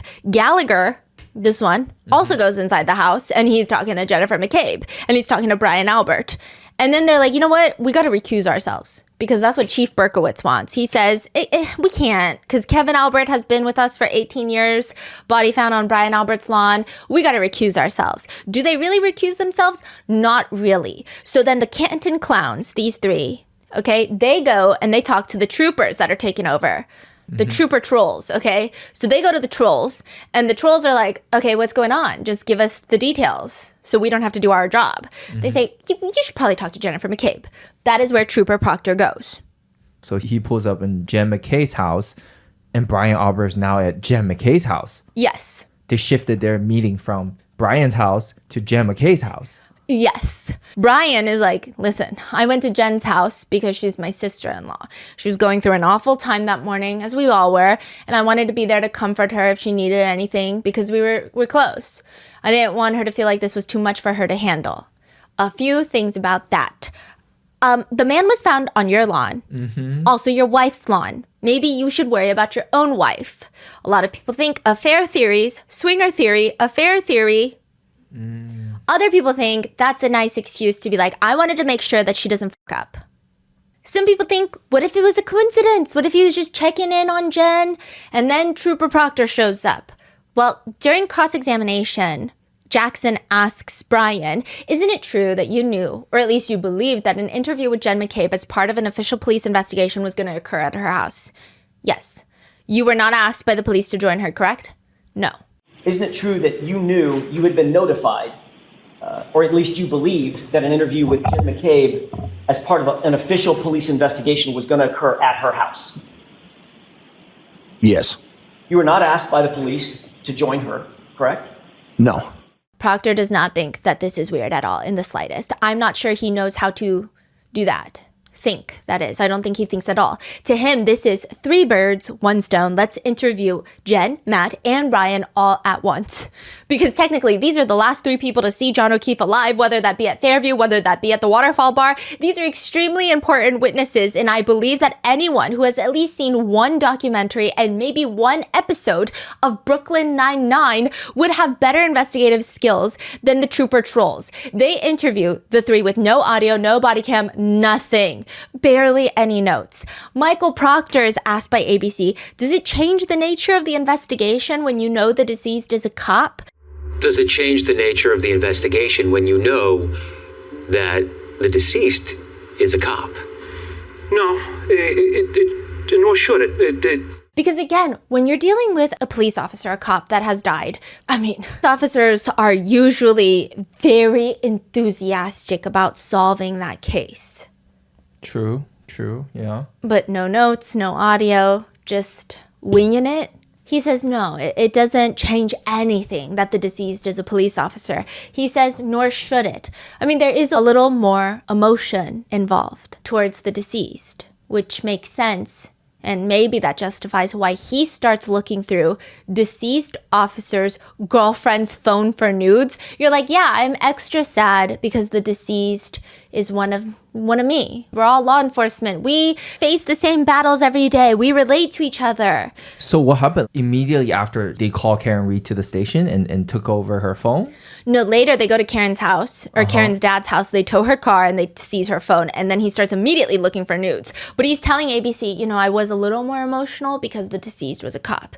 And everyone's like, oh, so you're so emotional about the deceased being a fellow officer of the law that you're like, you know what? Just to spit on his grave, I'm going to look for his girlfriend's naked photos. No nudes so far. No nudes so far, correct? Correct.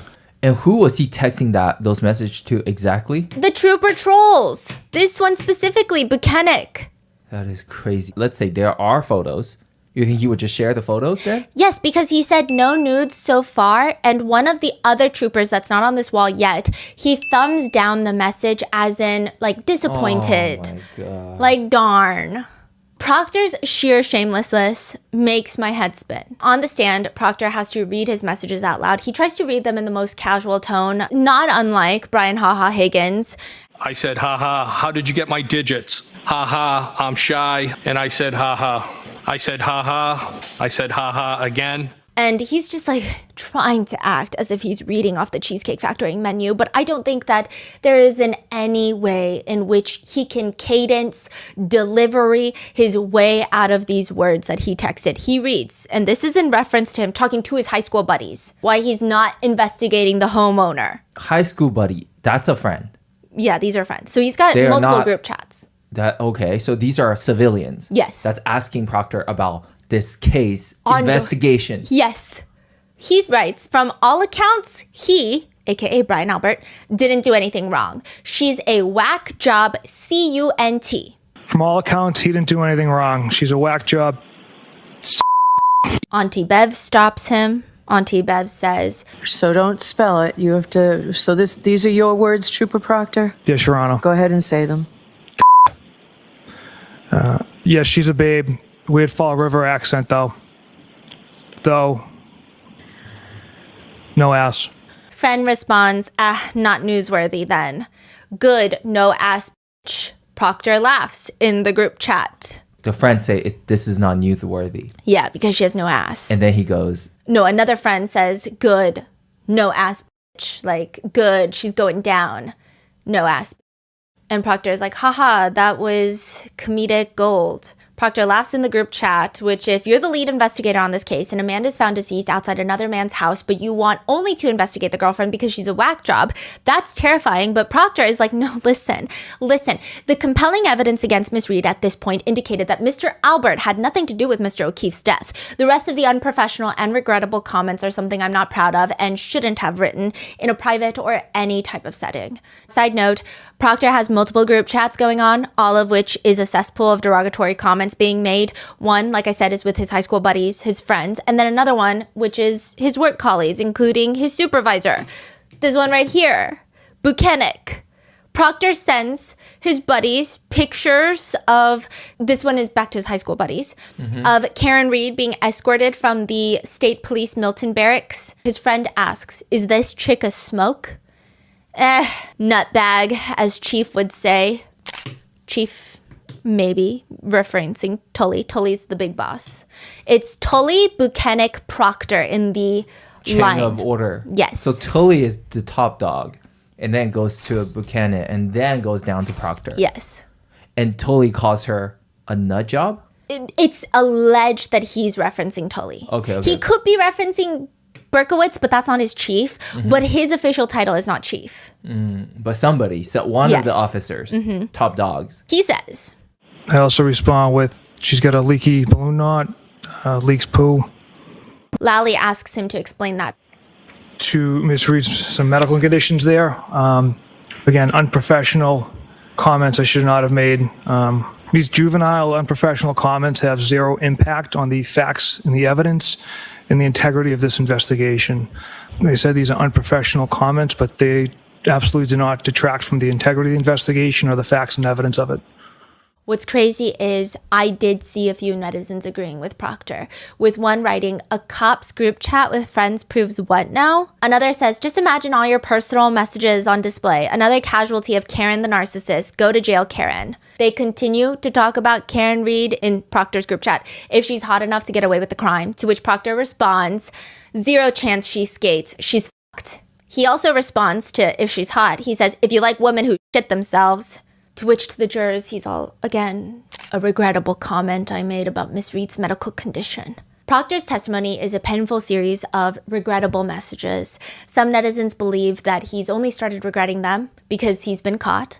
Others say that the only ones with regret should be his parents, but it appears that they are standing by their son. However, the more alarming messages are the ones between Proctor and the trooper trolls. Because why are you texting your supervisor about no nudes yet? And why are they thumbs upping that message? Buchanan thumbs ups that message. So someone's thumbs down? Yeah. And Buchanan's thumbs up. Yeah. He also texts into that group as he's investigating this ongoing investigation where you cannot come up with your own outcome before you investigate. He said, Karen said the Alberts beat the shit out of O'Keefe, left him for dead, and that's why her taillight was cracked. She's gross. Another trooper responds, oh, f*** her, bitch. Then another trooper sends a picture of David Yannetti. David Yannetti? Karen Reed's Boston-based attorney, the only local attorney during the first trial on her team. And Proctor responds, funny, I'm going through his R-worded client's phone. Funny, I'm going through his retarded client's phone. No nude so far. I hate that man. I truly hate him. Talking about Yannetti. Do they know each other? They don't. They don't know each other at all. Proctor continues, of course, to insist that this entire investigation is completely filled to the brim, overflowing, cup runneth over from integrity and honor. Proctor says that he has this aha moment at the hospital when he goes to see John O'Keefe's body. He is escorted by Buchanan, his supervisor. So the two trooper trolls, they go to Good Samaritan, and Proctor is like, look, John O'Keefe is missing a shoe. They only found one shoe on him. He says the only thing that jumped out to both of us was that he only had one sneaker. The reason that was important at the time is during my training and experience, and it's fairly common in a motor vehicle pedestrian incident for, if not both pieces of footwear to remain at the point of contact, but at least one. So he's saying sometimes people will get literally hit out of their shoes. That's common? It does seem to be common, but you have to be going at pretty high speeds. He says, I've been to pedestrian strikes where both shoes were right at the point of contact. I've seen it where the people got completely ripped out of their clothing and their clothes are at the point of contact. I don't know how true that is. That's what gives him the feeling, though, and gives Buchanan the feeling that they're on to something. That is when he decides to follow the leads. The one shoe, Jen McCabe saying that, hey, Karen said I hit him. He believes that perhaps Karen did indeed hit John O'Keefe with her car. So it's time for Trooper Proctor and Buchanan to pay Karen Reed a visit. This is the same day, January 29th, 2022. They call Karen. She's been released from the hospital. She went to John O'Keefe's house. She had that weird incident with John's family. She's now gone back to her dad's house. She's staying with her dad. And they don't live in Canton. They live in a place called Dighton. This is important later, but it's a completely different jurisdiction. They show up at the house, the blizzard is coming down strong, so much so that when they get to Karen's dad's front door, it won't even open because the snow is piled up blocking it. So Karen is like, can you come around the garage? I can open the garage and you can come in through the garage.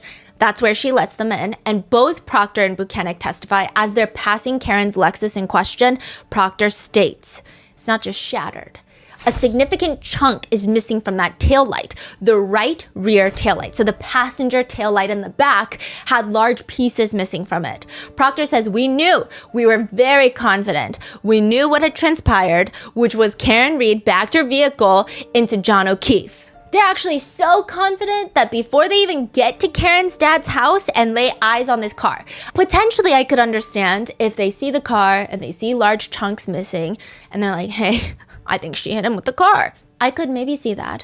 But they were actually so confident that even before they got to Karen's dad's house and laid eyes on this vehicle in question, they're already on the phone with Dighton police trying to find out how to get her car towed back to Canton. They put all their eggs in this basket and they're gonna die on this hill whether the Easter Bunny comes to town or not, they don't care. That is when Karen's phone and her car are seized by the trooper trolls. And sure, Proctor is corrupt. But how do you explain 45 plus pieces of Karen Reed's taillight that are found in the snow on the front lawn of 34 Fairview Road in the vicinity where John O'Keefe's body is found? 40-something pieces of taillight. I mean, some are tiny little fragments the size of a dime. Others are the size of a banana buried in the snow. I mean, the evidence that Karen Reed did it was maybe right there all along. Or was it? Back to the Canton clowns. Sergeant Good is working dispatch. He's sitting at the Canton Police Department all night. He's picking up the 911 calls. First call he picks up in relation to this case, Carrie Roberts. She's like, hey, my friend's girlfriend just called and is like, John O'Keefe is missing. Do you have any reports of anything? Nothing? Oh, okay, thanks. Then Jen McCabe calls and is like, hey, so there's a guy like laying in the snow. He's picking up both those calls. All he does is dispatch people. But that day, he's like, I'm gonna go. Someone take over. I'm gonna head out. What? Because this is a big call, and I'm a sergeant, so I'm gonna go. So he calls in Kelly Dever. She's crazy. She's in the next one. He calls in Kelly Dever. She takes over dispatch. It's a whole thing. Sergeant Good comes to the address. He calls Gallagher. Gallagher is his boss. His supervisor is Gallagher. He calls Gallagher. Gallagher ends up going to the wrong address.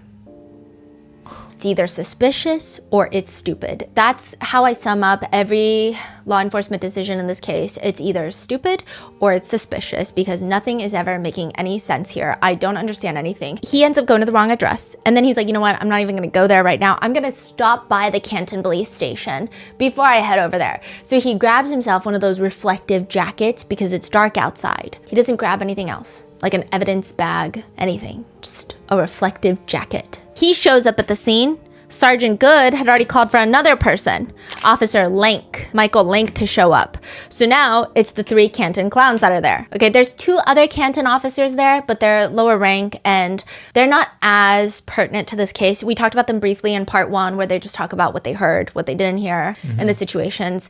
Mainly their dash cam footage is the most important, but other than that, they don't really... Now, mind you, Gallagher is the highest ranking one at the scene, top dog at the scene. And at the scene, he says, we gotta put up crime scene tape. But it just starts blowing in the wind because it's a blizzard. Which, in his mind, he's like, well, then we shouldn't even set up a tent because then a tent is also gonna blow away. And then also, they don't canvass the area. They don't go and speak to anybody in the nearby homes, nothing. And he shows up when John's body is already gone. So John has been escorted to the hospital and he shows up. And he's looking around. He tries to put up crime scene tape. So he says it starts blowing in the wind. So he takes away the crime scene tape. And then he was like, you know what? The thought of putting up a tent did cross my mind. But then I thought it's just going to blow away. He doesn't canvass the neighborhood. Nothing. He gets there late. He just asks them, hey, so where was John's body found? And they point in a general area. And this is where he just starts looking for evidence. Gallagher will later bring the troopers out to show them exactly where John O'Keefe's body was found. But he's never seen John O'Keefe's body found there. Yeah. So is that not hearsay? Yeah. Karen's attorney is cross-examining Gallagher, asking, so you were giving them information that you had no personal knowledge of, correct? I had knowledge from other officers. I did not see John O'Keefe at the scene. He was transported to the hospital. That is correct, yes. Right. So you couldn't determine exactly how he was positioned, right?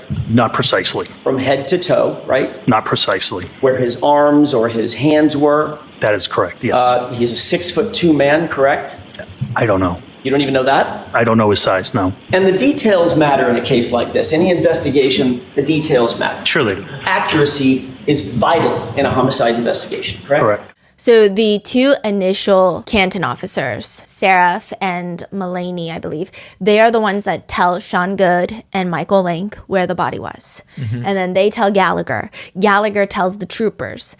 The troopers will later tell the accident reconstructionist. So it's 20 layers. Yeah, 20 layers of telephone and hearsay. So if that were the case, then they wouldn't have personal knowledge of where John O'Keefe's body was either.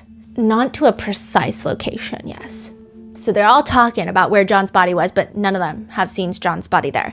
But they start searching the area for evidence. However, the snow is coming down hard, and Gallagher is worried that the evidence is getting covered in snow. What evidence? We don't know what we're looking for, but we're looking for something. In what area? We don't really know for sure, but in a general area. He's looking, and he says the snow is covering everything. What's everything? We don't know.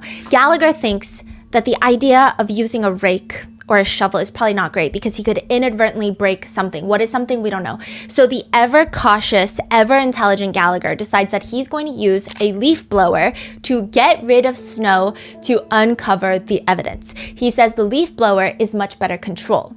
One big problem is he's got this reflective jacket from the police station, no leaf blower. Didn't think of that one, did you? So he has Sergeant Good go get a leaf blower. Why the leaf blower? Gallagher says it's a unique case. There was snow. I had never processed a scene with snow.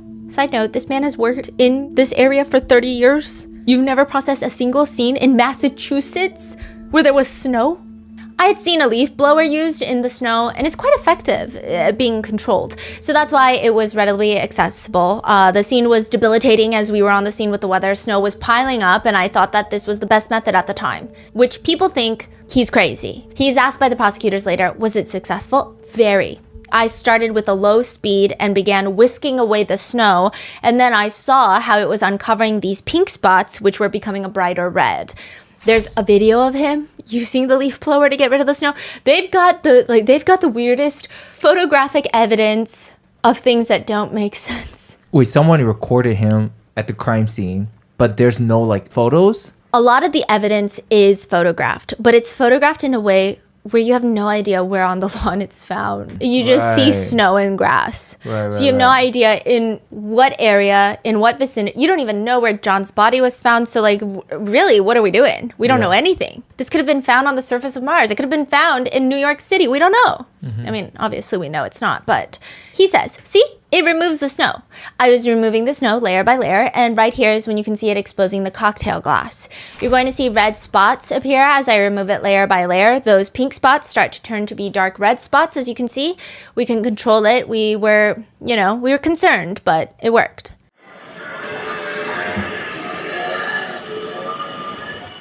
He verifies that those pink spots to be coagulated blood, which I would imagine if an officer is called out to the scene of a potential death and there is blood, the bare minimum is to collect said blood. But Gallagher proudly says, so out of an abundance of caution, I decided that the blood was something we may want to collect.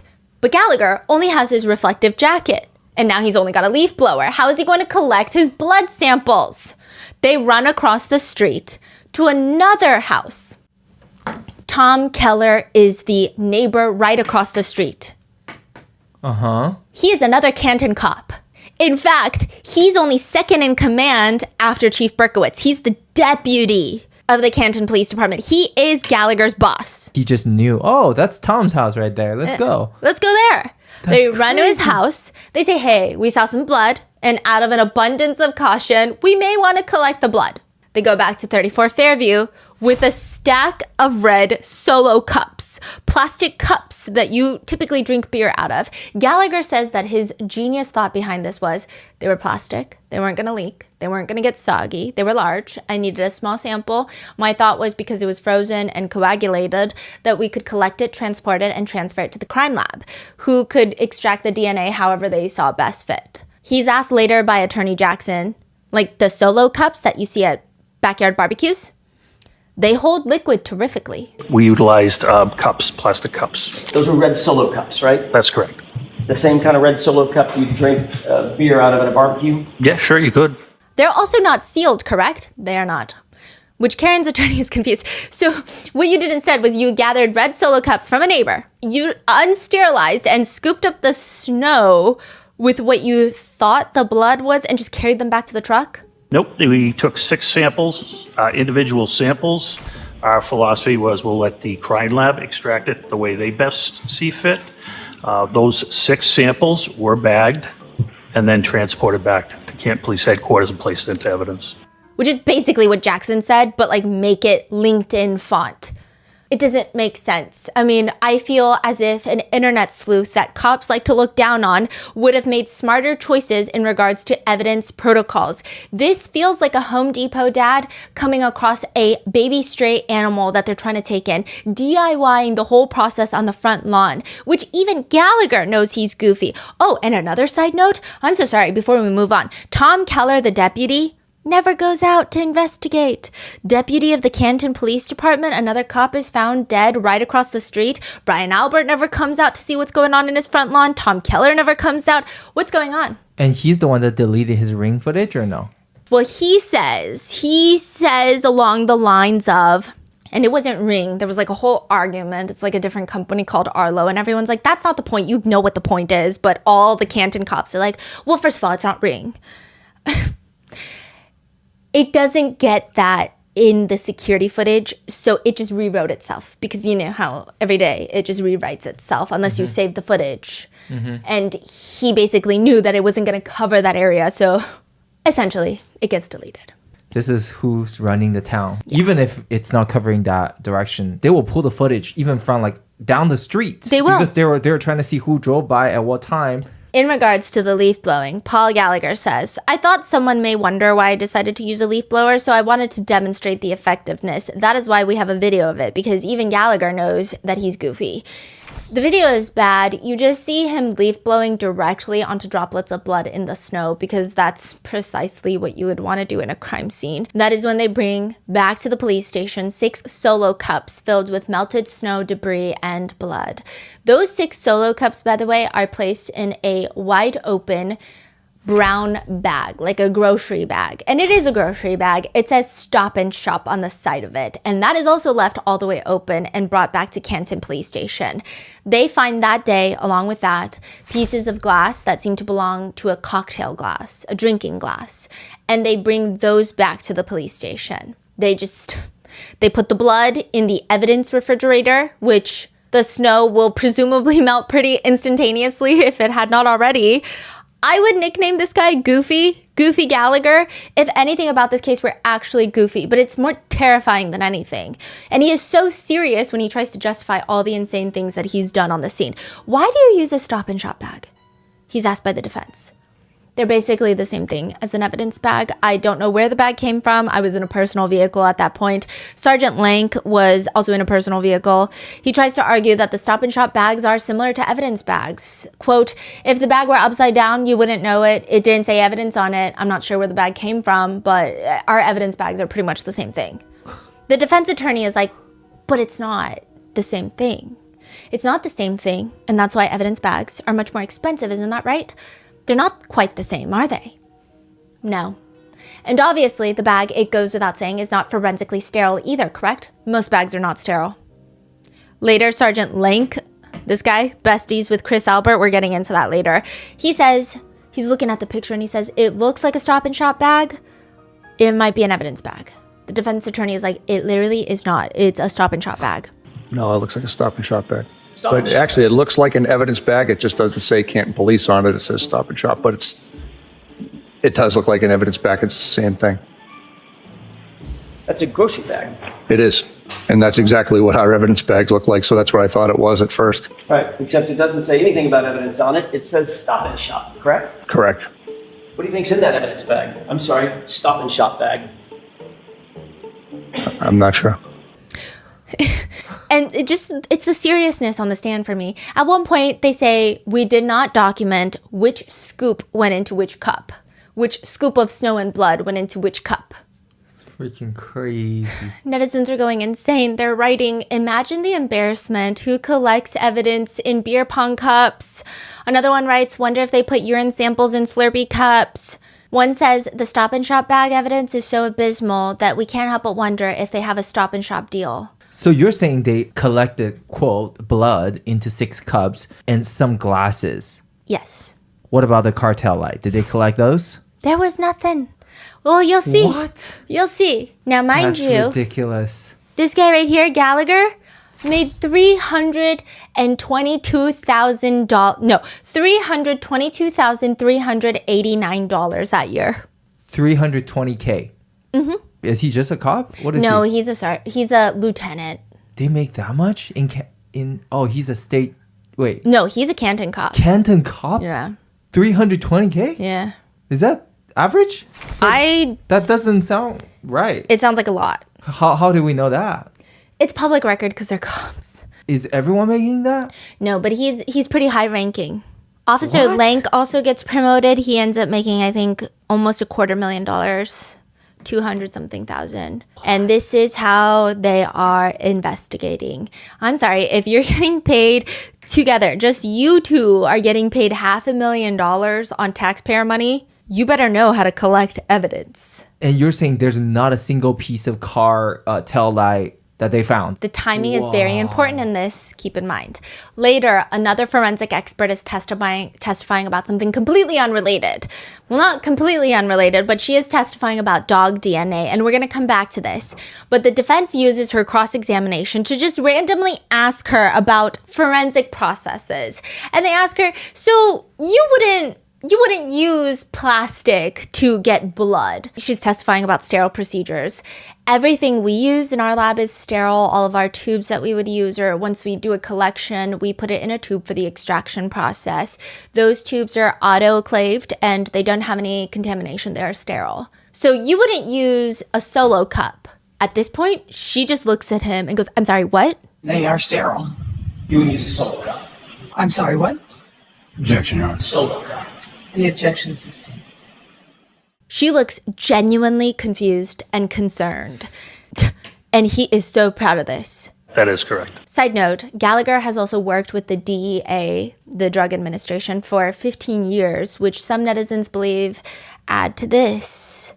And also ATF, there's lots of drug overlap there. So lots of people believe there's lots of drug connections everywhere. But technically they are law enforcement and drugs are a big part of law. Sergeant Good, however, there's lots of connections here. Sergeant Good also grew up with Courtney Proctor, Trooper Proctor's sister. There were only 144 students graduating that year, so their class is very small. I imagine they were friends. If not, they knew of each other rather well. Lank went to high school with Courtney Proctor as well, but also with a girl named Jill. Who is Jill? Jill's not on here, but Jill is Julie Albert's sister. And he's best buds with Chris Albert. They've all worked the past 18 years with Kevin Albert.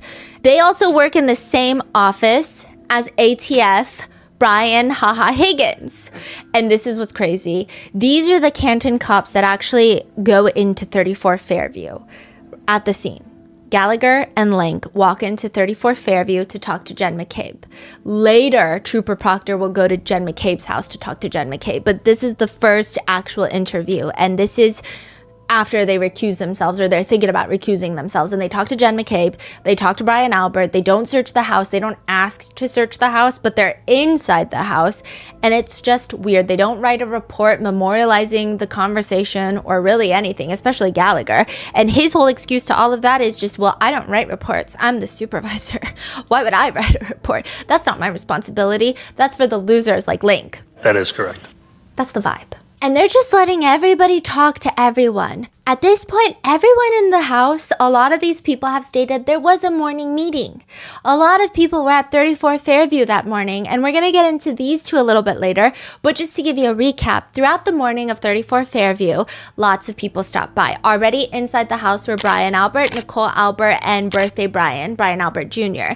Jen McCabe is there because she came there with Karen and she called 911. Matt McCabe shows up because Jen McCabe calls her husband and is like, oh my gosh, we found John O'Keefe dead in the snow. Eventually, Julie Albert shows up. Julie Albert shows up completely randomly. She says, it's Brian Albert Jr.'s birthday. Here's what I do. It's a birthday tradition that I get him 6 Dunkin' Donuts and I put them in his car, which already doesn't make sense because it's a blizzard. I don't think birthday Brian's going anywhere. So when is he going to find the Dunkin' Donuts that you just put inside of his car 10 years later? She shows up, and then Brian Albert, who sees nothing, hears nothing, sees Julie Albert putting donuts in the car and is like, hey, come in. We got to tell you something. So they tell Julie. Julie goes back home, gets Chris. They drive back to Brian Albert's. Brian Higgins got a phone call from Brian Albert and Chief Berkowitz that morning, but he doesn't pick up Chief Berkowitz's call. He calls Brian Albert back and he's like, you got to come over. He ends up coming over. Brian Higgins works at the Canton Police Station. These people work at the Canton Police Station. Brian Higgins has testified that he was at 34 Fairview that morning. These two guys are like, I don't know if we saw Brian there. What do you mean you don't know if you saw Brian there? You work with Brian. He works in the same office. You would remember if you saw him, correct? No? They're like, well, I don't recall having a conversation with him, so I can't tell you if he was there. At one point, Michael Lank also states that he had mentioned to another officer that he believed that John O'Keefe might have been in a fight, like he could have been in a fight or something. To which the defense attorneys ask him, if he had been in a confrontation, it could have started anywhere? He's like, yeah, if he had been in a confrontation, it could have started anywhere. It doesn't mean that it started in the house, which is why we didn't feel the need to search the house. It's not like, oh, the house is the crime scene. Right. But the house is part of anywhere, right? Correct. So in other words, the house is not excluded in your mind at this point as a starting point for the investigation. Is that right? The starting point would have been where Mr. O'Keefe had been discovered. And then based on speaking with the witnesses, there was no indication that he ever made it into the house. I learned that speaking to Miss McCabe. So you just took Miss McCabe's word for it? At that point in time, that was the only person I had spoken to, and she gave me a timeline of events from that night where Mr. O'Keefe was supposed to come back to the house, but never made it. Have you ever been, in your course of investigating cases, have you ever been lied to by a witness? Yes. So it's not necessarily the best investigative technique to just take a witness's word for something, correct? You need to actually investigate the circumstances for yourself and to your own satisfaction. Is that a fair statement? Sure. It is incredibly weird, is it not, that at least 4, maybe even more Canton police detectives searched Brian Albert's front lawn for evidence the day that they found John O'Keefe's body. They find a cocktail glass. They find blood. But they don't find taillight pieces. When you say cocktail glass, it's like a glass cup? Like a whiskey cup. You know, like a cocktail, Yeah. you put some whiskey, you put vodka in there. I don't know, I'm not really That's a big really drinker. weird, But isn't yeah. it? So, they were seen, Karen was seen leaving C.F. McCarthy's with a glass. Are you allowed to do that? No, you're not. Okay, she snuck it out because she didn't finish her drink. So she snuck out her little glass. And then I believe that same glass was seen walking out of Waterfall, but in John O'Keefe's hand. It's from the bar, but the point that the defense attorneys are trying to make is that these sergeants from Canton Police, they didn't know it was from the bar. So you would think that it's from inside the house. So you should search inside the house. But they don't. They don't. The number of pieces of taillight that are found by these at least 4 minimum police officers looking for evidence while it's still bright outside are 0. They used a literal leaf blower and they have spotted not one piece of Karen Reed's taillight. That's crazy. And taillight is red? Red and clear plastic pieces. And some of these taillight pieces that they're showing in court, it's like the size of a banana, bright red. It's only later in the day when the snow starts really starting to accumulate that the police miraculously, sun goes down, snow is pouring down, that they start finding pieces of taillight on the property. And, you know, people argue. You don't think that's weird? The police only start finding pieces of the taillight later in the day? That's a little bit strange, don't you think? Yeah. So they find some later that day, and then for the next few weeks, they find more pieces of taillight. These taillight pieces, I don't know if they just magically appear. The trooper trolls, they try to argue that it's because the snow is now melting and the evidence is unearthing itself. They keep using that word. More evidence starts to present itself, which is a very interesting phrase that you could choose from. But some people argue, well, it's because these guys are not really trained to find evidence. I mean, look at them. They're doing solo cups. How do you expect them to find evidence? It's not until later that Trooper Tully, Troll Tully, we don't like Tully. Nobody likes Tully. Okay, just keep that in mind. He decides that he's going to employ the CERT team from the Massachusetts State Police. The CERT team is a special emergency response team. So they just kind of go from place to place in Massachusetts helping any law enforcement agency that needs the help. He gets them out there and they conduct a search where they find John O'Keefe's hat and a few pieces of taillight. And then for the next few weeks, they find 40 plus more pieces of taillight, which begs the question to a lot of people, wait, so the CERT team that are normally better qualified to find evidence, they only find a few pieces of taillight, and then suddenly there's 40 more pieces of taillight? And the documentation of where these taillight pieces are found are horrendous. They just take a picture of the taillight in the grass with the snow. Most of these pictures don't have any sort of relation point of, is it next to the flagpole? Is it next to the hydrant? Nothing. You have no clue where on the lawn these pieces of taillight are from. So they're saying that the snow takes weeks to melt. Yeah, and as the snow is melting more and more, they're unearthing. Evidence starts to present itself. That type of phrasing, by a police officer, by a law enforcement officer, should be criminal. Present itself, I'm sorry, then why are you getting paid?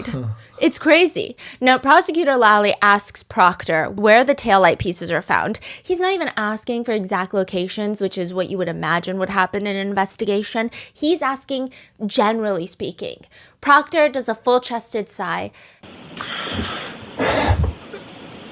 I don't specifically remember exactly if they were around the flagpole, because the CERT team came and shoveled an area around. So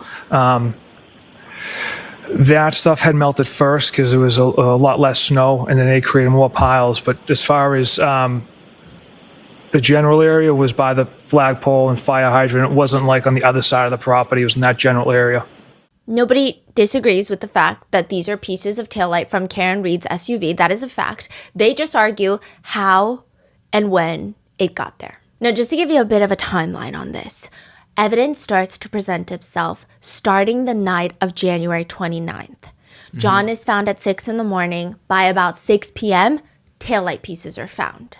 But prior to that same day, Karen finds John. Karen is rushed to the hospital. She's Section 12. She gets released, goes to John's house, feels unwelcome, gets her car, and drives her to her dad's house in Dighton. The troopers, they decide that they're going to go to Karen's dad's house and seize her car that day. They take her car, bring it all the way to Canton Police Department, which is already a little bit suspicious. People thought it was weird. These two troopers, they're part of the Massachusetts State Police, and they have two facilities that are MSP nearby Dighton. But instead, they have Dighton Police tow it all the way to Canton. Canton has already recused themselves from this case. So it's very odd. On top of that, it's very odd that taillight pieces continue to be found on the lawn for up to 2 weeks after the so-called accident. Chief Berkowitz, as well, happened to be driving by 34 Fairview Road out of nowhere, February 4th, 2022. And look at this man. I'm sorry, but this man is a little bit older. This man does not look like he has 20/20 vision. He's driving by February 4th, 2022. He stops his car and he sees on the lawn of the Albert residence from his car driver's side a shiny piece of taillight sitting on the lawn. Most of the taillight pieces are found by this man, Trooper Proctor. All of these things are very odd about this, and it makes people believe, well, wait a minute, maybe these taillight pieces were planted on the lawn. It doesn't make sense. So for people who believe that's the case, then where did they get the pieces from, the taillight pieces from then? We're about to get into that. For the people that are saying, hey, that doesn't make sense that you just find pieces of taillight after so many people have searched it and you keep continuing to find it in an unsecured location, they don't secure the scene.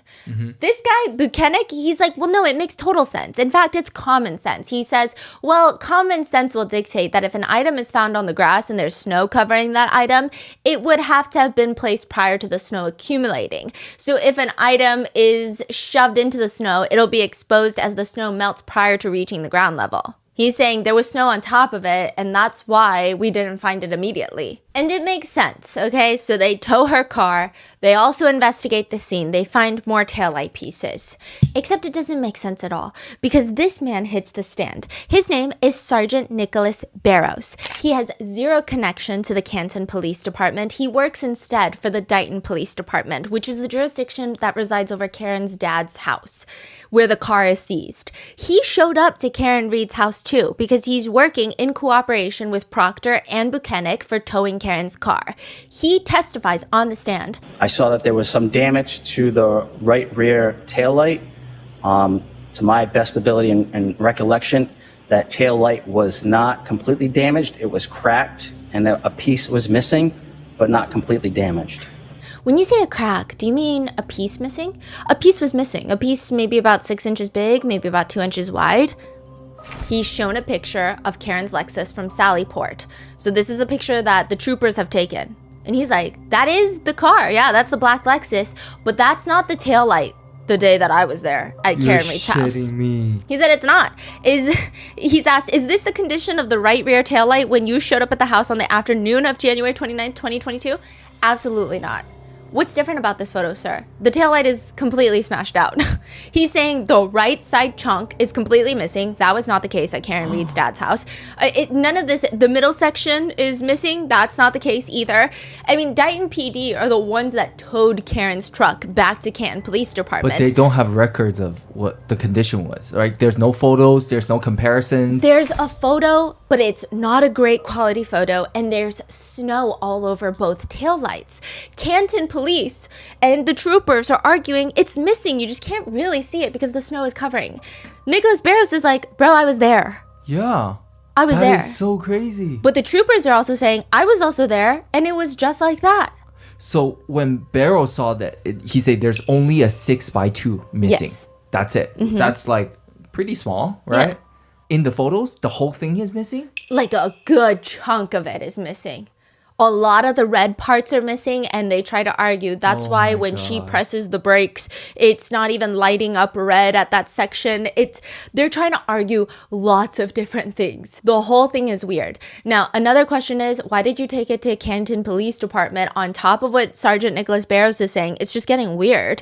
Buchanan says it's because the garage there is heated and they needed the snow to melt off. But the timing on paper, it doesn't make sense because Michael Proctor swears under oath multiple times that Karen's car is seized at 5:30 p.m., which the car would still be in Dighton, Massachusetts at 5:30 p.m. They get it on the tow, and then they start driving to Canton.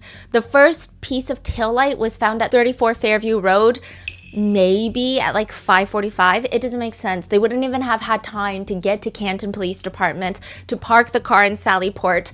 The timing is not timing. So where did they get the taillight pieces if it were to be framed? That's what he says, right?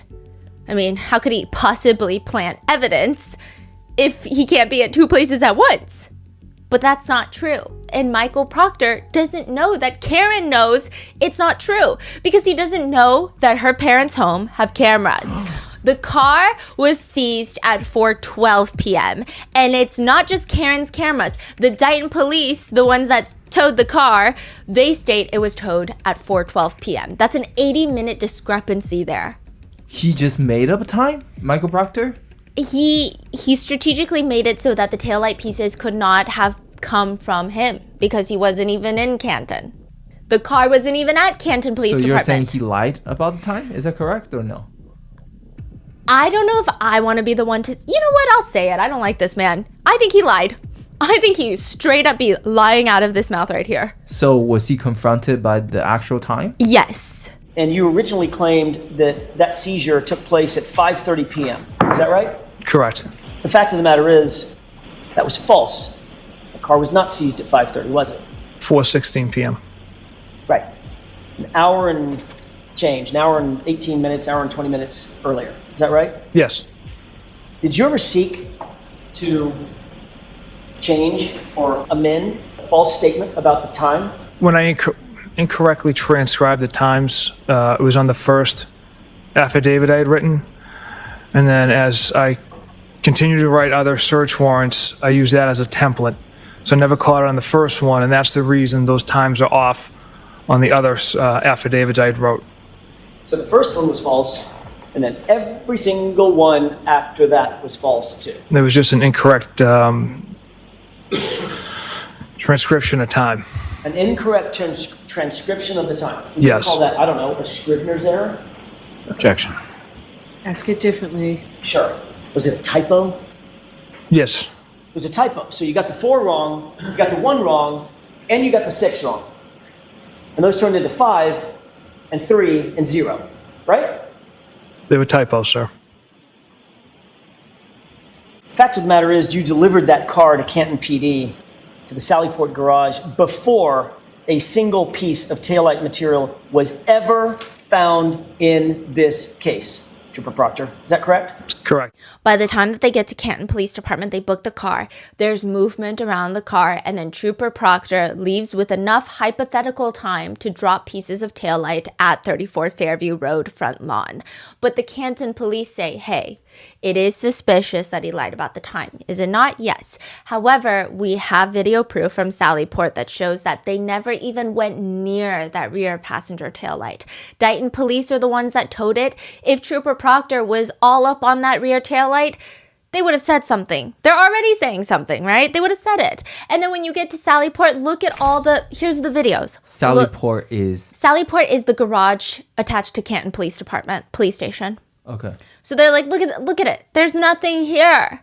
So the defense argues, first of all, you guys never handed this video over in discovery, which you're supposed to hand all these things over in discovery during the trial because both sides need to have a good amount of the same information. Mm-hmm. And so they're saying this should have been in the discovery and now you're just like whipping it out. And second of all, there's so many odd things about this footage. Additionally, the start time of the CCTV footage is 5:30 p.m. and it stops at 5:48 p.m. So 5:30 p.m., the car is booked into Sallyport. So technically it's about 17 minutes and 50 seconds, but the CCTV footage is only 5 minutes and 51 seconds long. So more than 2/3 of the time in question is not there. But Canton Police is like, well, actually, it's not weird because Sallyport CCTV cameras are motion activated cameras, meaning they only start recording when there's motion, which I already find alarming, considering that Gallagher has stated Sallyport is where when we have an arrest, we bring our prisoners in. It's basically an extra large garage. It has doors that are numbered 1, 2, 3, 4. We typically go in door 4, pull up towards there, and the prisoners are walked into the booking area, which is also secure. I would imagine that a place where you have people getting booked, I would want cameras running 24/7 to protect both sides, both parties, not just motion censored cameras. But nevertheless, they show the cameras and it does show nobody goes near the rear passenger taillight. Buchanan testifies, Trooper Proctor and I never touched the vehicle prior to it being properly processed with a search warrant. They never touched the back passenger taillight. So at that point, is the taillight already missing? You can't really see it. Okay. But they do go to the other side of the taillight because there's a door near the driver's side taillight. So you do see Trooper Proctor kind of hanging out in that area, but it's not the rear passenger tail. That one, there's no taillight pieces missing, right? Karen and her defense team are looking at this video. And they see it. Yeah, it makes sense. No one goes near the rear passenger taillight. But why is everything backwards? There is a police car next to Karen's black SUV and it says police, but it's backwards, like you're looking into a mirror. Like, you know, when you write a letter and you put it up against a mirror, the words are backwards. And then the number 4 on the garage doors, 1, 2, 3, 4, remember they're numbered? They're also backwards. Why? Because the footage is inverted. Somebody inverted the footage. So what the defense team does is they uninvert the footage. That taillight that Trooper Proctor is standing around suspiciously is the back passenger taillight. It's not the driver taillight. And can we see the taillight? You cannot see it, but you can see him in a little beanie hanging out behind there. You're gonna die. I gotta show you pictures. Let me show you. Okay, this is like the footage that they show, which you see this police car and then this is Karen's car.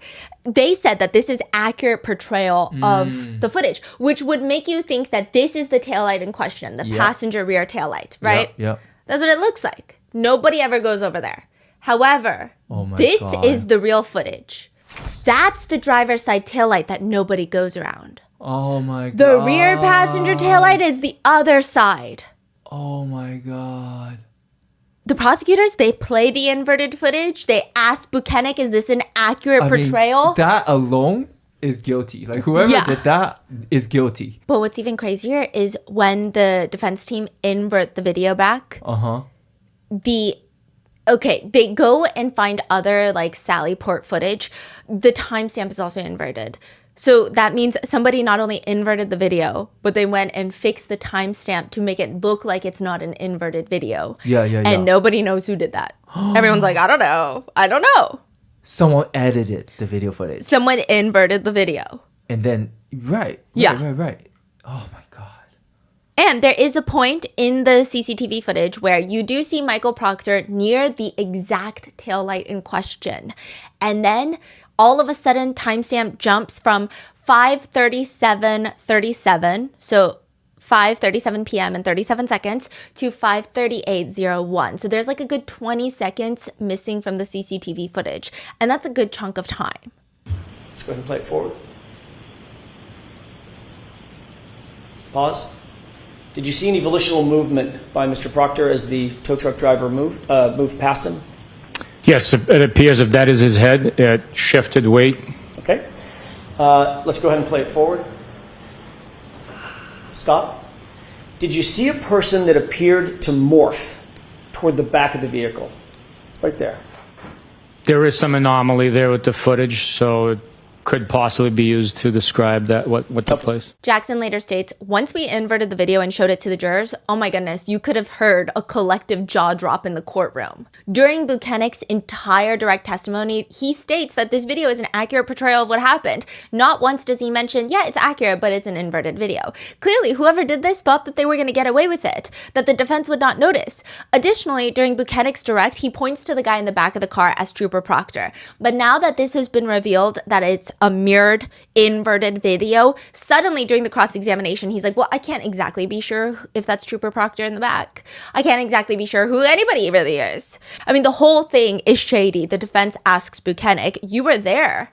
You were then asked, whether or not, in looking at that video and watching it, whether or not Trooper Proctor approached, manipulated, touched that rear taillight at the time, and your answer was never. That's correct. And while you testified that this is the video that was displayed for the jurors, correct? That's correct. For all appearances, it would appear that the right rear tail light of the SUV is the one facing the jurors, if you will, facing the viewer, right? AKA, it does seem like it's very misleading. Yeah. And you never mentioned that this was an inverted video, did you? It was not brought up, no. Do you agree with me that an inverted video is not accurate? It's inverted by definition, right? It's an accurate depiction of the events taking place. Do you see where Mr. Proctor went in the video? Yes, the video depicts him going to the portion of the vehicle, but we can't tell how close he is. So now it's like, okay, fine. He went there, but we don't know how close he is. But Buchanan is on this hill, and he's going down with it. He said, just because it's a mirror image doesn't mean that it's not recording the actions and what's transpiring. I think it's just a mirror image of what's taking place. If you see someone walking in or driving a vehicle and it's depicting the action of the vehicle being pulled in, and if it's mirrored, it's still documenting the activity that's taking place. What? Also, there's CCTV footage of a shorter statured man that appears to be near Karen's vehicle, and nobody can say who it is, but everyone thinks it's this man right here, Chief Berkowitz, who happens to find a random piece of taillight on the Albert residence later on. Can you recognize that person? I cannot know. You indicated previously, does that person look large or small in stature? I can't tell. As compared to, for instance, Michael Proctor, whose head you can see above the car. What about this